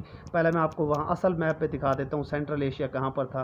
तो यार ये देखो, ये सेंट्रल एशिया, ये मैंने आपको बताया था ना कि ये जो दरमियान में ममालिक थे सेंट्रल एशिया में आते हैं ये, ठीक है जी। आओ जी सेंट्रल एशिया भी देख लेते हैं, सारे तान जान वाले ममालिक हैं सेंट्रल एशिया में। अब सेंट्रल एशिया को अगर आप गौर से देखो ना, ये ऊपर रशिया पड़ा हुआ, ये सेंट्रल एशिया के जो ममालिक हैं ना 1991 से पहले ये सारे के सारे रशिया का हिस्सा थे। जिस रशिया पहले यूएसएसआर कहलवाता था। यूएसएसआर के अंदर टोटल 15 ममालिक थे, ये मैं आपको बताता चलूँ, पेपर्स में आपसे पूछा जा सकता है। और उन 15 ममालिक में ये सेंट्रल एशिया के सारे ममालिक शामिल थे, ये सारे के सारे, ठीक है। अब ये सेंट्रल एशिया में टोटल ममालिक कितने हैं जी? सेंट्रल एशिया में टोटल ममालिक हैं 5। एक आपके पास कज़ाकिस्तान, दूसरा उज़्बेकिस्तान, तीसरा तुर्कमानिस्तान, चौथा किर्गिस्तान और 5वां है ताजिकिस्तान। बाकी इनके जो मैप्स वगैरह वो सारे मैं आपको बाद में पढ़ाऊँगा। ये देखें दाएं तरफ इनके चाइना आ जाता है, नीचे अफ़गानिस्तान है जो साउथ एशिया में, फिर ये ईरान है जो वेस्ट एशिया में आ जाएगा, ऊपर रशिया नॉर्थ एशिया में, और चाइना किस में था? ये दाएं तरफ पड़ा हुआ है ना, तो ईस्ट एशिया के अंदर है, ठीक है। चाइना किस तरफ है? ईस्ट एशिया की तरफ। नीचे अफ़गानिस्तान है, और ये अफ़गानिस्तान साउथ, नीचे साउथ है ना, तो साउथ एशिया। ईरान थोड़ा सा साउथ वेस्ट एशिया की तरफ आ जाता है, ऊपर रशिया नॉर्थ एशिया में। तो ये जनाब आपके सेंट्रल एशिया के ममालिक हैं, Kazakhstan, Uzbekistan, Turkmenistan, Tajikistan, Kyrgyzstan. तो ये तो आप बड़ा ईज़िली याद कर सकते हैं, तान तान तान तान। बस अफ़गानिस्तान और पाकिस्तान इसके अंदर नहीं है। उसके बाद जनाब ये कज़ाकिस्तान, एक बड़ा अहम सवाल अक्सर पेपर्स में पूछा जा सकता है कि एरल सी जो वाटर बॉडी है वो किन दो ममालिक के दरमियान है? सॉरी, अच्छा, एरल सी जो वाटर बॉडी है वो जनाब किन दो ममालिक के दरमियान है, ये मैं आपको बता रहा था। थोड़ा सा बीच में इंटरप्शन आई है, हम देख लेते हैं कहीं। हाँ जी, चलें जी, चल रहा है काम। अच्छा, एरल सी देखें, आपको नज़र आ रहा होगा ये किन दो ममालिक के दरमियान है। एरल सी यार है ही क्यों इस दुनिया में एरल? और यार इतने सारे एरियल जब साइंस ने बना लिए, एरल सी क्यों है? एरल सी है ही क्यों? एरल सी क्यों है? क्योंकि ये कज़ाकिस्तान और उज़्बेकिस्तान के दरमियान है, इसलिए ये है भाई। कोई पूछ लेना एरल सी है क्यों? इतने सारे तो एरियल्स हैं यार, अब साइंस ने इतनी तरक्की कर ली, एरियल्स बन गई, तो एरल सी की क्या ज़रूरत थी? एरल सी है ही क्यों? एरल सी इस दुनिया में है ही क्यों? के से कज़ाकिस्तान और यू से उज़्बेकिस्तान, ठीक है जी। उसके बाद ये जो कैस्पियन सी है, ये मैं बाद में आपको पढ़ाऊंगा, तुर्कमानिस्तान के साथ इसकी बाउंड्री लगती है, बड़ा इंपॉर्टेंट है ये भी। और लेक बेलकश जो है ये कज़ाकिस्तान के अंदर एक लेक है, लेक बेलकश जो है ये जो है बड़ी इंपॉर्टेंट है लेक बेलकश। इसको तो देख के रट्टा मार लो बस, कज़ाकिस्तान के अंदर आती है लेक बेलकश, सबसे ऊपर पड़ी हुई लेक बेलकश, ठीक है ना। आप देखो ना, बालकश, बाल से बालकश आप कर सकते हो, बालकश। जो बाल सराइकी में कहते हैं बाल बच्चों के, जी कितने बाल हैं तेरे, कितने बच्चे ने तेरे, पंजाबी कितने बच्चे ने तेरे, तो सराय के चाहते हैं कितने बाल हैं तेरे। तो बाल जो हम है ना, अपने बाल बच्चे हम गोद में उठा के ऊपर रखते हैं। सबसे ऊपर कज़ाकिस्तान है, सबसे ऊपर कज़ाकिस्तान, कज़ाक सबसे ऊपर हैं। तो कज़ाकिस्तान में जो सबसे ऊपर, हम जब बालों को उठाकर, हमारे सर के बाल भी तो ऊपर होते हैं ना, सर के बाल भी सबसे ऊपर होते हैं, लिहाजा ये जो लेक बालकश है ये ऊपर कहाँ पड़ी हुई है? कज़ाकिस्तान में पड़ी हुई है। लेक बालकश कहाँ पड़ी हुई है? ऊपर कज़ाकिस्तान में पड़ी हुई है। तो सेंट्रल एशिया के ममालिक याद हो गए। टोटल कितने ममालिक हैं जी सेंट्रल एशिया में? 5 ममालिक हैं, इनको अच्छे तरीके से याद कर लो। अफ़गानिस्तान सेंट्रल एशिया में नहीं आता, ये साउथ एशिया में आता है, और ये भी बहुत बार पीपीएससी में पूछा जा चुका है। अच्छा जी, सेंट्रल एशियन किसका हिस्सा था? पहले रशिया का। उसके बाद नेक्स्ट हमारे पास आ जाता है जी साउथ वेस्ट एशिया। अभी साउथ वेस्ट एशिया कौन सा है? पहले ओरिजिनल मैप से आपको मैं एक बार दिखा देता हूँ थोड़ा सा। ये देखिए जी, ये साउथ वेस्ट एशिया, ये आपके पास साउथ है, ठीक है, और ये आपके पास वेस्ट है। ये जो बीच में ममालिक है ना, ये सारे के सारे, ये जो सेंट्रल एशिया, ये देखें, ये तो सेंट्रल एशिया जो मैंने अभी आपको पढ़ाया, और ये इंडिया पाकिस्तान वाला, ये साउथ एशिया, ये भी मैंने आपको पढ़ा दिया। ये ईस्ट एशिया वाला, ये चाइना वाला, ये भी मैंने आपको पढ़ा दिया। और ये ईस्ट साउथ एशिया जो नीचे पढ़ा था, और जब मैं अभी ने लाओ, थाईलैंड, लाओस, वियतनाम, वेट नहीं होता, ये भी मैंने आपको पढ़ा दिया। अब हमारा ये हिस्सा रह गया, ये वाला हिस्सा। अब ये जाहिर सी बात है साउथ और वेस्ट के दरमियान में है, लिहाजा इसे कहा जाता है साउथ वेस्ट एशिया। अभी चलो जी अलहदा स्लाइड में पढ़ा देते हैं south west Asia. South west Asia के अंदर काफ़ी इंपॉर्टेंट ममालिक हैं, और काफ़ी ज़्यादा ममालिक भी हैं इसके अंदर जी साउथ वेस्ट एशिया के अंदर, लेकिन इनको करना बहुत ज़रूरी है। ट्रिक्स से कराने की कोशिश करते हैं जी आपको साउथ वेस्ट एशिया के ममालिक। थकावट भी है यार आज थोड़ी सी ना, मैंने काफ़ी ज़्यादा आज काम किए हैं, और उस काम की वजह से काफ़ी ज़्यादा थोड़ी सी ना थकावट हो गई है। अच्छा जी, तो साउथ वेस्ट एशिया को हमने देखना है यार। साउथ वेस्ट एशिया को देखने के लिए देखें, इसके अंदर जो इम्पोर्टेंट ममालिक हैं, सबसे बड़ा आपको जो मुल्क साउथ वेस्ट एशिया में नज़र आ रहा होगा वो देखिए, ये सऊदी अरेबिया। ये देखो कितना बड़ा यहाँ पर ये सऊदी अरेबिया आपको नज़र आ रहा है, ये सेंटर में बड़ा हो सऊदी अरेबिया। अब सऊदी अरेबिया वाले ना इनका जो झगड़ा है ना वो ईरान के साथ चलता रहता है। हालांकि इनके बीच में, ईरान और इराक के बीच में ना, अब ये देखें, ये जो ईरान है इससे इनका झगड़ा चलता रहता है, क्योंकि आपको पता है कि ईरान भी काफ़ी बड़ा मुल्क है और ईरान का जो बॉर्डर है ये अफ़गानिस्तान और पाकिस्तान इसका हिस्सा नहीं है, वैसे इनके साथ इसका बॉर्डर लगता है। और तुर्कमानिस्तान भी इसका हिस्सा नहीं है, ठीक है जी। आज़रबाईजान भी इसका हिस्सा नहीं है। ये जो ममालिक मैंने काट दिए ये इसका हिस्सा नहीं है साउथ वेस्ट एशिया का, क्योंकि बल्कि ये जो है ना आज़रबाईजान तो इसके अंदर आ जाएगा, आज़रबाईजान आ जाएगा, तुर्कमानिस्तान नहीं आएगा, ठीक है। आज़रबाईजान इसी का हिस्सा है। तुर्कमानिस्तान, अफ़गानिस्तान और पाकिस्तान इसका हिस्सा नहीं है, क्योंकि इनके साथ ईरान का, अच्छा मैं बता रहा था आपको, ये सऊदी अरेबिया और ईरान का ना आपस में बड़ा झगड़ा रहता है, और ये दोनों ममालिक साउथ वेस्ट एशिया के अंदर आ जाते हैं, दोनों इनका आपस में बड़ा झगड़ा रहता है। अब देखो इतना इनका झगड़ा है, हालांकि इनके दरमियान में ना 4 ममालिक आते हैं यार। याद रखना कि यार 4 इनके दरमियान में 4 यार मुसलमान ममालिक हैं, 4 यार हैं ईरान के दरमियान में और सऊदी अरब के दरमियान में, फिर भी ये आपस में लड़ते रहते हैं। अब वो 4 यार कौन से हैं जी? वो 4 यार हैं जनाब, आपके पास 4 यार हैं जी। एक कोयत है आपके पास, और उसके नीचे बहरीन पड़ा हुआ है, उसके नीचे कतर है, और उसके नीचे यूएई, ठीक है जी। और इसके नीचे जनाब अमन से यमन, ये अमन से रहते हैं ये दोनों, ओमान और यमान। आपको याद हो जाएंगे कि सऊदी अरब के नीचे, सऊदी अरब और ईरान ऊपर लड़ते रहते हैं, ऊपर लड़ते रहते हैं ये।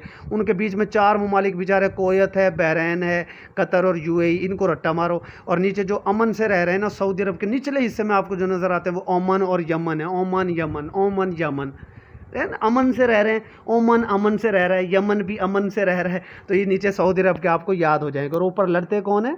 सऊदी अरब और ईरान। उनके बीच में कितने ममालिक हैं? 4 ममालिक हैं, कोयत, बहरीन, कतर और यूएई, ठीक है जी। ये बड़े मशहूर ममालिक हैं।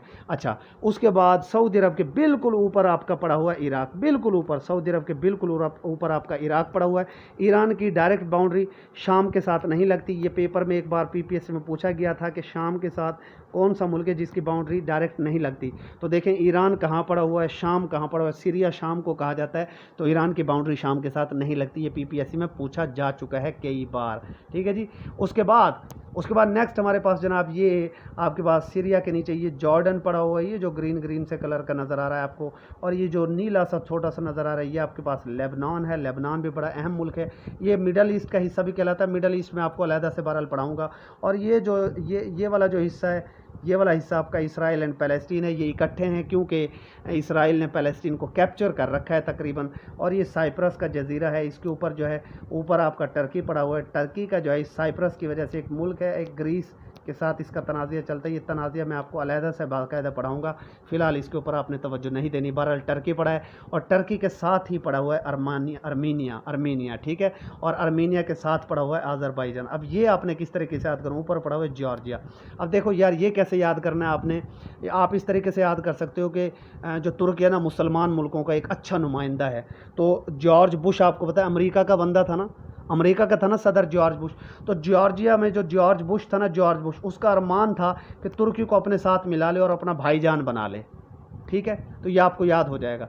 मैंने क्या कहा है कि जॉर्ज बुश का ऊपर जॉर्जिया में अरमान था कि तुर्की को, जॉर्ज बुश का ऊपर अरमान था कि तुर्की को अपने साथ मिलाकर अपना भाईजान बना ले। तो ये 4 ममालिक आप इस तरीके से याद कर सकते हैं कि जी जॉर्ज बुश का क्या था? अरमान था। जॉर्ज बुश का अरमान था, यानी अर्मीनिया उसके नीचे है, किसको साथ मिलाए? बाएं तरफ तुर्की को साथ मिलाए और उसको अपना भाईजान बना ले। दाएं तरफ आपका आज़रबाईजान है। तो उम्मीद है कि सारे भी आपको याद हो गए होंगे। मैं दोबारा एक बार इसको थोड़ा सा रिवाइज़ कर देता हूँ, क्योंकि ये थोड़ा सा मेरे ख्याल से मुश्किल हो जाता है स्टूडेंट्स के लिए। मैं एक बार इसको थोड़ा सा आपके सामने रिवाइज़ करता हूँ, और मैं कोशिश कर रहा हूँ आपको टिप्स एंड ट्रिक्स के ज़रिए कराने की, आपका मैं फ़ायदा करने की कोशिश कर रहा हूँ। कदर करें इन चीज़ों की। मैंने सबसे पहले कहा कि 2 बड़े ममालिक हैं साउथ वेस्ट एशिया में, सऊदी अरेबिया और ईरान। इनके आपस में लड़ाई झगड़ा रहता है, और इनके नीचे, सऊदी अरब के नीचे जो अमन से रहते हैं वो कौन है? यमन और ओमान, ये अमन से रहते हैं। और बीच में 4 ममालिक बेचारे फंसे हुए हैं, बीच में कौन से? कोयत, बहरीन, कतर और यूएई। अब ये सऊदी अरब, कोयत, बहरीन और कतर, इनको गल्फ़ स्टेट्स भी कहते हैं। ये क्यों कहते हैं वो मैं आगे चलकर बताता हूँ। अच्छा, ईरान के बिल्कुल साथ इराक है। इराक के ऊपर आपको पता है कि हमला किया था यूएसए ने। ईरान के बिल्कुल साथ। फिर ईरान को फिर उन्होंने कैप्चर करने की कोशिश की थी बट कर नहीं सके।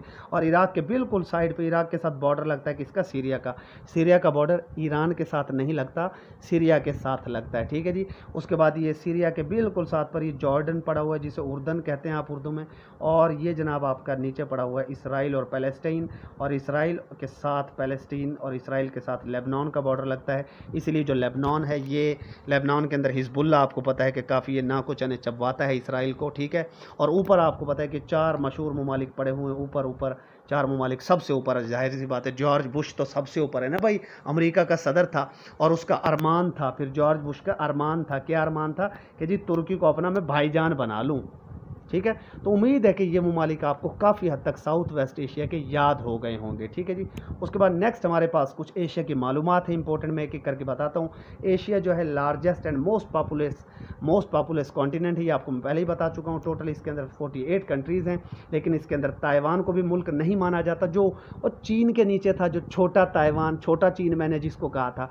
और जनाब पैलेस्टाइन को भी नहीं माना जाता मुल्क, क्योंकि ये दोनों यूएनओ का हिस्सा नहीं है। पैलेस्टाइन को जाहिर सी बात अमेरिका तो इसराइल को मानता है ना, वो पैलेस्टाइन को क्यों मानेगा। मैंने अभी आपको नक्शे में दिखाया कि ये आपको देखो ना, ये वाला जो नज़र आ रहा है, ये हिस्सा हरा हरा और उसके अंदर लाल लाल सा गुलाबी से, ये हरा हरा सारा इसराइल है, और बेचारा जो लाल छोटा सा है ये आपके पास पैलेस्टाइन है। तो पैलेस्टाइन को मुल्क नहीं माना जाता। तकरीबन दुनिया की 60% आबादी इसी हिस्से के अंदर रहती है, और दुनिया का 1/3 लैंड एरिया यहाँ पर है। बहरहाल पॉपुलेशन डेंसिटी 100 पर स्क्वायर किलोमीटर है। कम अज़ कम आपको इतना याद होना चाहिए कि लार्जेस्ट है और मोस्ट पॉपुलस है, सबसे ज़्यादा आबादी है यहाँ पर। और ताइवान और पैलेस्टाइन जो है ये इनको मुल्क नहीं माना जाता। 48 टोटल इसके अंदर कंट्रीज़ हैं। अच्छा, उसके बाद जनाब एशिया के साथ अगर ओशंस की बात की जाए तो एशिया के साथ 3 ओशंस लगते हैं। दाएं तरफ आपके पास पैसिफिक ओशन है, और ये जो नॉर्थ पैसिफिक ओशन है, मैंने बताया था इसको नॉर्थ क्यों कहते हैं, ये क्योंकि इक्वेटर के नॉर्थ वाली साइड पर है। इक्वेटर अगर आपको याद हो, आपने इंसानों की तरह अगर सुना हो तो ठीक है। उसके बाद ये नीचे आपका इंडियन ओशन पड़ा हुआ है, और ये ऊपर आपका आर्कटिक ओशन पड़ा हुआ है। ये 3 इसको मेन ओशन लगते हैं। साउथ अटलांटिक ओशन इसके साथ नहीं है, ये क्योंकि अफ्रीका के साथ आ जाता है। हम बात कर रहे हैं फ़िलहाल एशिया की। और ये देखें ना, ये आपका एशिया पड़ा हुआ है, ये आपके पास एशिया है, ये यूरोप है, ये मैंने आपको कॉन्टिनेंट्स में पढ़ाया था, और ये अफ्रीका, ये अलहदा हो जाते हैं, ठीक है। तो एशिया के साथ कितने आपके पास समंदर आ जाते हैं, ऊपर आर्कटिक ओशन है, ये मैं पढ़ाया था आपको, नॉर्थ पैसिफिक ओशन और इंडियन ओशन। तो अगर कोई आपसे पूछ ले कि जनाब कितने जो है ओशंस लगते हैं एशिया को, तो आप कहेंगे 3 ओशंस लगते हैं। मैं एमसीक्यूज़ में पूछ सकता हूँ आपसे। उसके बाद नेक्स्ट हमने बाउंड्रीज़ देखनी है एशिया की मुख्तलिफ कॉन्टिनेंट्स के साथ, और ये बहुत ही इंपॉर्टेंट चीज़ है जो आपको मालूम होनी चाहिए, और बहुत कम स्टूडेंट्स को ये याद होते हैं, लेकिन मैं भी आपको इंशाल्लाह याद करा दूँगा। देखो यार, मैंने आपको उस दिन पढ़ाया था कि एशिया और अफ्रीका बिल्कुल साथ साथ पड़े। अभी हमने देखा, ये देखो ये एशिया पड़ा हुआ है आपका, और ये अफ्रीका पड़ा हुआ है। अब ये बीच में कोई ना कोई बाउंड्री तो होगी ना यार, बीच में कोई ना कोई बाउंड्री तो लगती होगी बीच में। अब एक मुल्क ऐसा भी है जो एशिया और अफ्रीका दोनों में आता है, उस मुल्क का नाम है इजिप्ट, ठीक है। वो इजिप्ट है जो एशिया और अफ्रीका दोनों में आता है। एक तो ये मुल्क इनकी बाउंड्री बना देता है, क्योंकि ये दोनों ममालिक में आता है, एशिया में भी और अफ्रीका में भी। लेकिन उसके अलावा इनके दरमियान में क्या क्या आता है, ये देखें। वो कह रहा है जी boundary between Asia and Africa is, एक तो रेड सी आता है दोनों के दरमियान में। क्या आता है? रेड सी। ये देखो, ये आपका यहाँ पर यहाँ थोड़ा बड़ा नक्शा है, यहाँ से समझ नहीं आएगा। यहाँ दाएँ तरफ मैंने थोड़ा सा इसको खोल कर लिया। ये देखो, ये एशिया पड़ा हुआ है आपका, और ये बाएँ तरफ ये आपका अफ्रीका पड़ा हुआ है। अब ये देखो, दरमियान में ये रेड सी आ गया। उसके बाद वो कह रहा है गल्फ ऑफ सुइज़, ये गल्फ ऑफ सुइज़ है, ये बीच में गल्फ ऑफ सुइज़। और उसके बाद सुइज़ कैनल, ये ऊपर आपके पास सुइज़ कैनल आ जाती है। अभी जो सुइज़ कैनल है ना, ये इजिप्ट का हिस्सा है, ठीक है। अक्सर पेपर्स में आ जाता है। अभी मैंने आपको बताया ना कि एशिया और अफ्रीका के बीच में कौन सा मुल्क है, मैंने अभी आपको बताया इजिप्ट है। तो इजिप्ट के अंदर जितनी भी चीज़ें हैं वो भी ज़ाहिर सी बात है इसके दरमियान में ही आएंगी ना। तो ये जो सुइज़ कैनल है, मैंने अभी आपको बताया ये किसका हिस्सा है, इजिप्ट का हिस्सा है।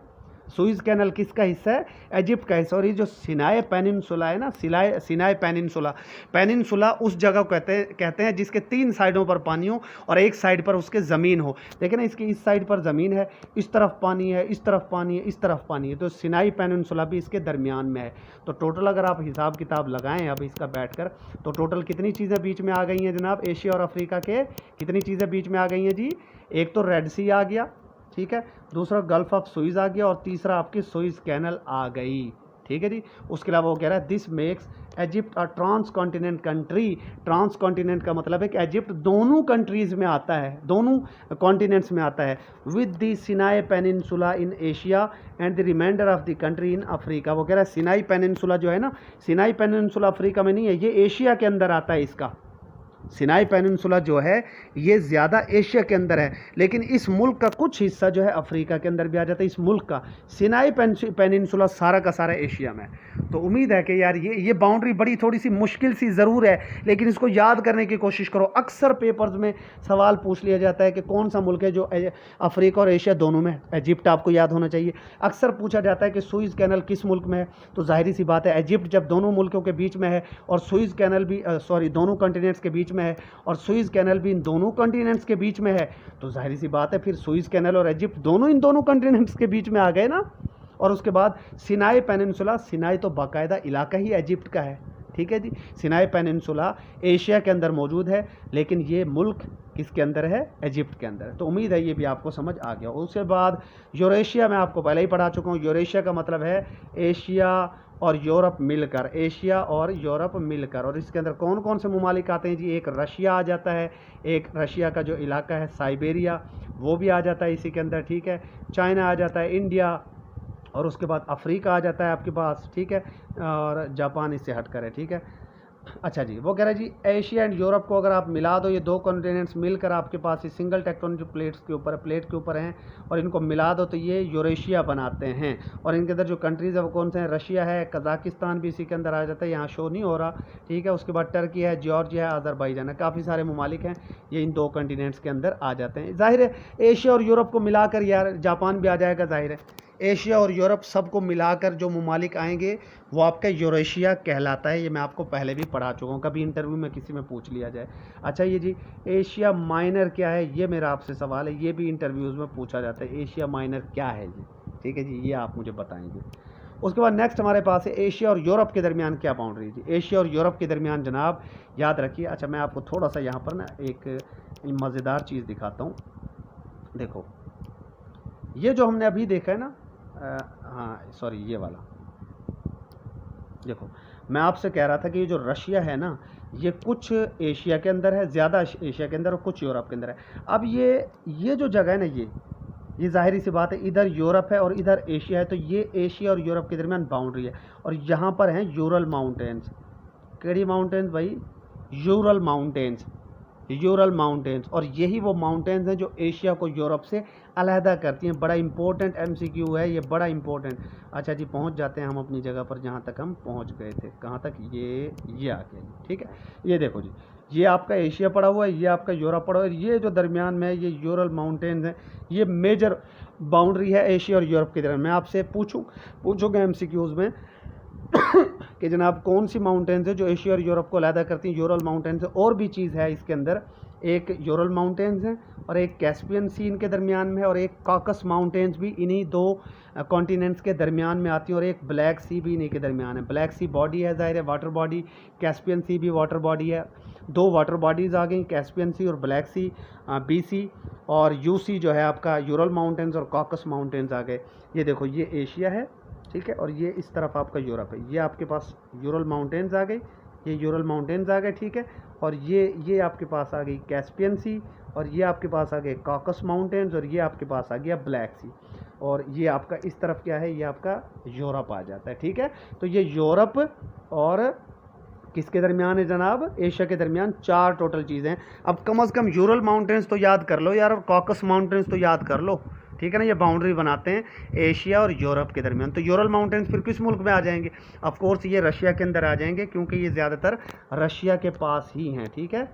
कुछ हिस्सा इनका यूरोप में भी चला जाता है, ठीक है। तो ये मैं माउंटेन्स जब पढ़ाऊंगा सारी डिटेल बताऊंगा भी कॉकस माउंटेन्स कहाँ पर है, फिर मैं सीज़ पढ़ाऊंगा आपको, स्टेट्स पढ़ाऊंगा एक एक करके। ये चीज़ें थोड़ी मुश्किल ज़रूर है, लेकिन यार रट्टा तो मारना पड़ेगा भाई, ठीक है। एशिया और यूरोप के दरमियान यूरल माउंटेन्स, एशिया और यूरोप के दरमियान यूरल माउंटेन्स, एशिया और यूरोप के दरमियान यूरल माउंटेन्स। और उसके अलावा जो है ब्लैक सी जी, काला सी इनके दरमियान है। यूरोप हमारे लिए, हम एशिया वाले कहते हैं जी यूरोप जो है बेशक गोरे लोगों का है, लेकिन हमारे लिए काला है यूरोप, हमारे लिए क्या है, यूरोप काला है, इसलिए ब्लैक सी हमारे उनके दरमियान काला सी है, काला सी, ठीक है। उसके अलावा काका माउंटेन भी वहीं पर है, हमारा काका भी बीच में आ जाता है, ठीक है। यूरोप और एशिया के दरमियान काका भी आ जाता है। ये हमारा जो काका है ना, वो कहता है और एशिया वाले मुसलमानों खोते दे पुत्रों बंदे बनो, मगरिब की तरफ जाओगे तो डूब जाओगे। हमारा काका कौन था, अल्लामा इकबाल था। हमारा काका भी बीच में आ जाता ना, काका अल्लामा इकबाल कहता था मगरिब की तरफ जाओगे तो डूब जाओगे, एशिया में ही रहो, यूरोप की तरफ ना भागो। तो काका अल्लामा इकबाल यानी कॉकस माउंटेन्स भी एशिया और यूरोप के बीच में आ जाती हैं, और काला सी भी हमारे दरमियान में आ जाता है, और यूरल तो है ही यूरोप और एशिया के बीच में, और इसके अलावा जनाब कैस्पियन सी बीच में आ जाता है। तो उम्मीद है ये आपको कुछ मैंने निशानियाँ लगवाई हैं, ये अल्लाह करे आपका रट्टा लग जाएगा। उसके बाद जनाब एशिया का जो है अमेरिका के साथ जो कौन सी बाउंड्री है, ये बहुत इंपॉर्टेंट तो नहीं है फिर भी, लेकिन आपको पता होना चाहिए कि ये देखें रशिया जो है एशिया के अंदर है, और बीच में आपके पास आ जाते हैं जनाब डायमंड आइलैंड है, एक डायमंड आइलैंड, ये जो बिग डायमंड आइलैंड है, डायमंड आइलैंड ये एशिया की साइड पर है, और लिटिल डायमंड आइलैंड ये यूएसए की तरफ आ जाता है। तो ये एक तो डायमंड जो आइलैंड है ना, ये सेपरेट करता है हमें यूएसए से, एशिया को यूएसए से, या नॉर्थ अमेरिका जो इसका हिस्सा है यूएसए का, उससे नॉर्थ अमेरिका से हमें एक तो ये डायमंड जो आइलैंड है ना, ये अलहदा करता है। डायमंड आइलैंड आपसे पूछ ले कि एशिया की तरफ कौन सा है, तो आप कहेंगे sir big diamond island Asia की तरफ है, और little diamond island north America की तरफ है, ठीक है। तो ये आपने याद रखना है, ठीक है, इसको तो रट्टा मार लो। उसके अलावा ये जो लाइन है ना, ये वाली जो लाइन जा रही है, इसको इंटरनेशनल डेट लाइन भी कहते हैं, अक्सर इसको सीधा दिखाते हैं लेकिन ये टेढ़ी है। International date line, international boundary भी जिसे कहा जाता है, इंटरनेशनल डेट लाइन भी एशिया को अलहदा करती है नॉर्थ अमेरिका या यूएसए से। जाहिर सी बात है रशिया तो एशिया के अंदर है ना, बार बार मैं आपको पढ़ा चुका हूँ। उसके अलावा हम एशिया वाले अमेरिका को पता नहीं कैसे बेयर करते हैं यार, कैसे बर्दाश्त करते हैं, आपको ही पता है ना। अमेरिका को तो हम सारे अपना दुश्मन मानते हैं, हम उसको सिर्फ बेयर ही कर रहे हैं, बर्दाश्त ही कर रहे हैं। इसीलिए एक बेयरिंग स्ट्रेट भी है हमारे दरमियान, यानी कि एशिया, ये एशिया है ना इस तरफ, जिस तरफ रशिया है ये एशिया है, ठीक है। और ये आपको पता है कि अमेरिका है, यूएसए वाली साइड है। तो एशिया वाले आपको पता है कि यूएसए को या अमेरिका को किस तरह बर्दाश्त करते हैं, बेयर कर रहे हैं। तो बीच में हमारे बेयरिंग स्ट्रेट आ गया, ठीक है, क्या आ गया, बेयरिंग स्ट्रेट। और ऊपर फिर ये आर्कटिक ओशन पड़ा हुआ, वो फिर अलग चीज़ है। तो टोटल कितनी हो गई हमारे दरमियान बाउंड्रीज, एक हो गई बेयरिंग स्ट्रेट, और एक हो गई डायमंड आइलैंड। डायमंड आइलैंड, ठीक है, हमारे पास डायमंड है जी, हमने उस तरफ नहीं जाना, हमारे पास बड़ा डायमंड है। एशिया वालों के पास बड़ा डायमंड है, हमारे पास डायमंड नहीं है, वैसे ये डायमीड है, लेकिन मैं निशानी लगाने के लिए डायमंड कह रहा हूँ ना कि जी साढ़े कोल वड्डा डायमंड हैगा भाई। एशिया वाले कोल, रशिया वाली साइड से साढ़े कोल वड्डा डायमंड हैगा, यानी कि बिग डायमंड आइलैंड हमारी साइड पे है, और लिटिल डायमंड आइलैंड किस तरफ है, नॉर्थ अमेरिका की तरफ है। तो फिर हम क्यों जाएँ भाई उस तरफ, हम तो सिर्फ उनको बेयर करते हैं, बर्दाश्त करते हैं। बेयरिंग स्ट्रेट भी हमारे दरमियान है, और इंटरनेशनल बाउंड्री यानी इंटरनेशनल जो ये जो लाइन है ये भी हमारे दरमियान है। बेयरिंग सी, जाहिर सी बात है, बेयरिंग स्ट्रेट है तो बेयरिंग सी भी यहीं पर होगा, बेयरिंग सी बेयरिंग स्ट्रेट। तो बेयर यानी बर्दाश्त कर रहे हैं यार एशिया वाले अमेरिका को। पेपर में अक्सर आ जाता है कि एशिया और अमेरिका के दरमियान कौन सी स्ट्रेट है, बेयरिंग स्ट्रेट है, कौन सा सी है, बेयरिंग सी है, ठीक है जी। तो याद कर लेना यार, इसको रट्टा मार लो, ये सारी यहाँ पर डिटेल फिर इसकी लिखी हुई है। उसके बाद नेक्स्ट ये जनाब एशिया मैप पूरा का पूरा ये अलग अलग करके आ गया है कि ईस्ट एशिया में कौन से ममालिक हैं। नॉर्थ एशिया के अंदर आपको पता है कि ये रशिया ही आ जाता है, फिर रशिया के जो छोटे छोटे से हिस्से हैं, साइबेरिया और रशिया के कुछ इलाके हैं उसके अंदर। और ये जनाब सेंट्रल एशिया के ममालिक हैं, अगर वहाँ रट्टा नहीं लगा तो यहाँ से रट्टा लगा लेना। ये साउथ एशिया के 8 ममालिक हैं, और ये जनाब साउथ ईस्ट एशिया के 10 ममालिक जो मैंने आपको बताए थे। और ये आपके पास कौन से थे, ये वो वाला इलाका था जो वेस्ट और साउथ के दरमियान था, वेस्ट साउथ एशिया, ठीक है जी। उसके बाद एक बड़ा अहम इलाका है अरेबियन पेनिनसुला। अरेबियन पेनिनसुला जो है ये जनाब आपका सारा का सारा अरेबियन पेनिनसुला है, ये मैं आपको बाकायदा अलहदा भी पढ़ाऊँगा। ये एशिया के अंदर ही है अरेबियन पेनिनसुला। जाहिर सी बात है सऊदी अरेबिया और बहुत सारे ममालिक इस अरेबियन पेनिनसुला के अंदर आते हैं। अरेबियन पेनिनसुला, अब पेनिनसुला क्या है मैं आपको बता चुका हूँ, जिसकी सिर्फ एक तरफ ज़मीन हो। देखो इस तरफ भी इसके पानी है, इस तरफ भी पानी, इस तरफ भी पानी। अब देखो ना इसके अंदर ये आपके पास कोयत भी इसके अंदर आ गया, ये देखो सऊदी अरब इसके अंदर आ गया, UAE इसके अंदर आ गया, अमन, योमन, ओमन, यमन नीचे वाले ये भी इसके अंदर आ गए। ठीक है, ये सारे के सारे आपके पास अरेबियन पेनिनसुला के अंदर आते हैं और ये दुनिया का सबसे बड़ा पेनिनसुला है अरेबियन पेनिनसुला। ये भी मैं आपको बता दूं, लार्जेस्ट ऑफ द वर्ल्ड। ठीक है जी, बाकी ये आपको डिटेल याद करने की ज़रूरत नहीं है। ये अरेबियन पेनिनसुला कहाँ पर है? एशिया के अंदर, ये लार्जेस्ट ऑफ द वर्ल्ड है, ये आपको याद होना चाहिए। ठीक है, उसके बाद फिर नीचे गल्फ़ ऑफ एडन वगैरह, ये नीचे आपके पास गल्फ़ ऑफ एडन आ जाता है, नीचे ये अरेबियन सी है, और ये जनाब आपके पास गल्फ़ ऑफ ओमान है, और ये ज़ाहिर सी बात है पर्शियन गल्फ़ है, क्योंकि इन ममालिक को पर्शिया के इलाके हैं ना, ये पर्शियन गल्फ़, तो ये इसी वजह से इनको गल्फ़ स्टेट भी कहा जाता है। ये देखें ना, ये गल्फ़ स्टेट हैं, ये Saudi Arabia, UAE, Oman, Yemen, ये सारे के सारे गल्फ़ स्टेट्स हैं। तो ये ऊपर इनके पर्शियन गल्फ़, नीचे जो है गल्फ़ ऑफ एडन, यमन के नीचे एडन, यमन के नीचे गल्फ़ ऑफ एडन, यमन के नीचे गल्फ़ ऑफ एडन, यमन के नीचे गल्फ़ ऑफ एडन, और ये सऊदी अरेबिया के बाएं तरफ ये रेड सी है आपका। तो अगर आप इनको यहीं याद करना चाहें तो इसको याद कर सकते हैं। और उर्दन के ऊपर आपका ये जॉर्डन के ऊपर मेडिटेरेनियन सी है आपका। तो ये वाटर बॉडीज़ को भी अगर आप याद करना चाहें तो याद कर सकते हैं कि यमन के नीचे कौन सा गल्फ़ ऑफ एडन आ सकता है ना, यमन के साथ साथ कौन सी गल्फ़ है? गल्फ़ ऑफ एडन है। ठीक है, और ओमान के साथ तो ये गल्फ़ ऑफ ओमान है। और ये जनाब ये जो ये वाज़े नहीं है यहाँ पर, ये पर्शियन गल्फ़, ज़ाहिर सी बात है ये गल्फ़ स्टेट्स, गल्फ़ ममालिक जितने इनके साथ है। और रेड सी, यार सऊदी अरेबिया जो है ना, ये सऊदी अरेबिया देखो, अब देखो ये सऊदी अरब है ना, ये हमारा एशिया है, ज़ाहिर सी बात है ये हमारा कौन सा एशिया है, ये हमारा सारा का सारा एशिया, और ये अफ्रीका है। वहाँ पेपर में अक्सर आ जाता है कि एशिया को अफ्रीका से कौन सा सी मिलाता है? रेड सी, लाल सी मिलाता है एशिया को अफ्रीका से। ठीक है ना, अब अफ्रीका वाले बेचारे काले काले से होते हैं, मैं यहाँ उनका मजाक नहीं उड़ा रहा, लेकिन कह रहा हूँ अगर अफ्रीका वाले काले काले बेचारे, अगर वो गोरा होने वाली क्रीम लगाएंगे तो गोरे तो नहीं होंगे, लेकिन लाल लाल ज़रूर हो जाएंगे, वो लाल लाल ज़रूर हो जाएंगे। इसलिए ये एशिया और अफ्रीका के दरमियान में रेड सी है। ठीक है, और पीछे मैंने अभी पढ़ाया था एशिया और अमेरिका के दरमियान कौन सा था? वो बियरिंग सी था, बियरिंग स्टेट, क्योंकि हम अमेरिका को बियर कर रहे हैं, बर्दाश्त कर रहे हैं। ठीक है, और ये जनाब ये एशिया और अफ्रीका के दरमियान है रेड सी। ठीक है, और उर्दन के सामने ऊपर है मेडिटेरेनियन सी, मेडिटेरेनियन सी। उर्दन उर्दन उड़दा उड़दा, वो कहते हैं ना, बड़ा तू उड़ रहा है, बड़ा तू उड़ रहा है, हालांकि मीडियोकर सा तू बंदा है, तो उड़ने की कोशिश कर रहा है, तो उर्दन के ऊपर पड़ा हुआ है मीडियोकर सा, मेडिटेरेनियन सी। ठीक है, मेडिटेरेनियन सी, उर्दन कहता है ना, तू बड़ा उड़ रहा है तू, ठीक है तू मीडियोकर सा बंदा, मीडियोकर सा पहलवान को, तगड़े पहलवान को कहते तो वो तगड़ा कहेगा यार तू बड़ा उड़ रहा है, तू हवाओं में, हालांकि तू मिड सा बंदा है। तो उर्दन के ऊपर आपका मेडिटेरेनियन सी है। तो यार इनको देखो मैं याद कराने की कोशिश कर रहा हूँ, जाहिर सी बात है MCQs में आती है, तो फिर बंदे को रट्टा तो आप लगा लेंगे कि एशिया को जनाब जो अलहदा करता है अफ्रीका से कौन? रेड सी। लेकिन मैंने आपको कुछ ना कुछ निशानियों के ज़रिए कराने की कोशिश की है। उसके बाद नेक्स्ट हमारे पास ये जनाब टिग्रिस यूफ्रेट्स वैली है, ये बड़ा इंपॉर्टेंट है। ये जनाब टिग्रिस रिवर है आपका, यूफ्रेट्स रिवर है, ये इराक का हिस्सा है, बहुत इंपॉर्टेंट है।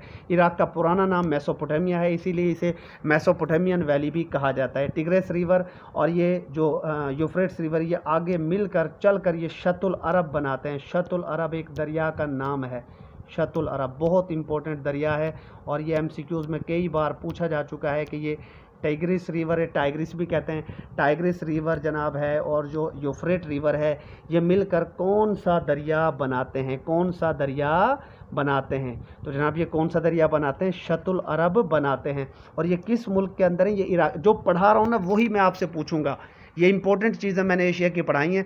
आगे ज़ाहिर है आपको मैंने माउंटेन्स, डेजर्ट्स, वो भी इंशाल्लाह निशानियाँ लगा लगा के पढ़ाएंगे। तो ये जो है सारे के सारे टाइग्रिस रिवर और यूफ्रेट्स रिवर इराक के अंदर आते हैं, और ये आगे मिलकर क्या बनाते हैं? शतुल अरब बनाते हैं। और इराक का पुराना नाम मेसोपोटामिया, कई बार PPSC में पूछा जा चुका, कई बार। ठीक है जी, तो ये हमारा आज का लेक्चर ख़त्म हो गया। हम आपको आज के लेक्चर का जनाब खुदा हाफिज़ करते हैं, अल्लाह हाफिज़ करते हैं। खुश रहिए, आबाद रहिए, और मुझे भी अपनी दुआ में याद रखिए। और यार टेस्ट टाइम पर अटैम्प्ट किया करें, और मैं देखें बड़ी मेहनत करके ये चीज़ें आपके लिए तैयार करता हूँ। और ये चीज़ें यकीन करें, ये जो मैं किसी का नाम नहीं लूँगा, ऊंची दुकान फीके पकवान बहुत सारे हैं, वो इतनी मेहनत एक तो आपको करवाएंगे नहीं, और अगर कोई करवाएगा भी तो आपसे कम से कम 50-50 हज़ार फ़ीसें वहाँ पर ली जाती हैं। और मैं आपको वो सारी चीज़ें बेस्ट तरीके से करवाने की कोशिश कर रहा हूँ हत्तुल इम्कान। यही हमारी कंप्यूटर सर्विसेज एकेडमी का आप लोगों से वादा है कि इंशाल्लाह आपको हर चीज़ बेहतरीन तरीके से कराई जाएगी। रट्टा भी आप इनको मार सकते हैं, लेकिन मैंने आपको मैप्स के ज़रिए इसलिए करवाया कि जो शख्स एक थारो प्रॉपर तैयारी करना चाहता है ना, तो वो यहाँ से करेगा। बाकी आपको ज़ाहिर सी बात है, मैं जनरल नॉलेज के एमसीक्यूज़ भी एंड में जो है टॉप 500 शेयर कर दूंगा। जब ये वीडियो लेक्चर्स हमारे ख़त्म होंगे, वो हम हर बार शेयर करते हैं आपको, ताकि आप लोग उनको भी पढ़कर अपने आप को चेक कर सकें कि आपने वीडियो लेक्चर से कितना सीखा। ज़ाहिर सी बात है, अब नेक्स्ट लेक्चर होगा, फिर हमें टेस्ट भी लेना होता है, तो टेस्ट आप ज़रूर दिया करो। जितने भी वीडियो लेक्चर्स के बाद जो शेड्यूल के मुताबिक टेस्ट होता है, उसको with in due time attempt किया करें, वरना सेशन से रिमूव कर दिया जाएगा। Stay blessed. अल्लाह हाफिज़।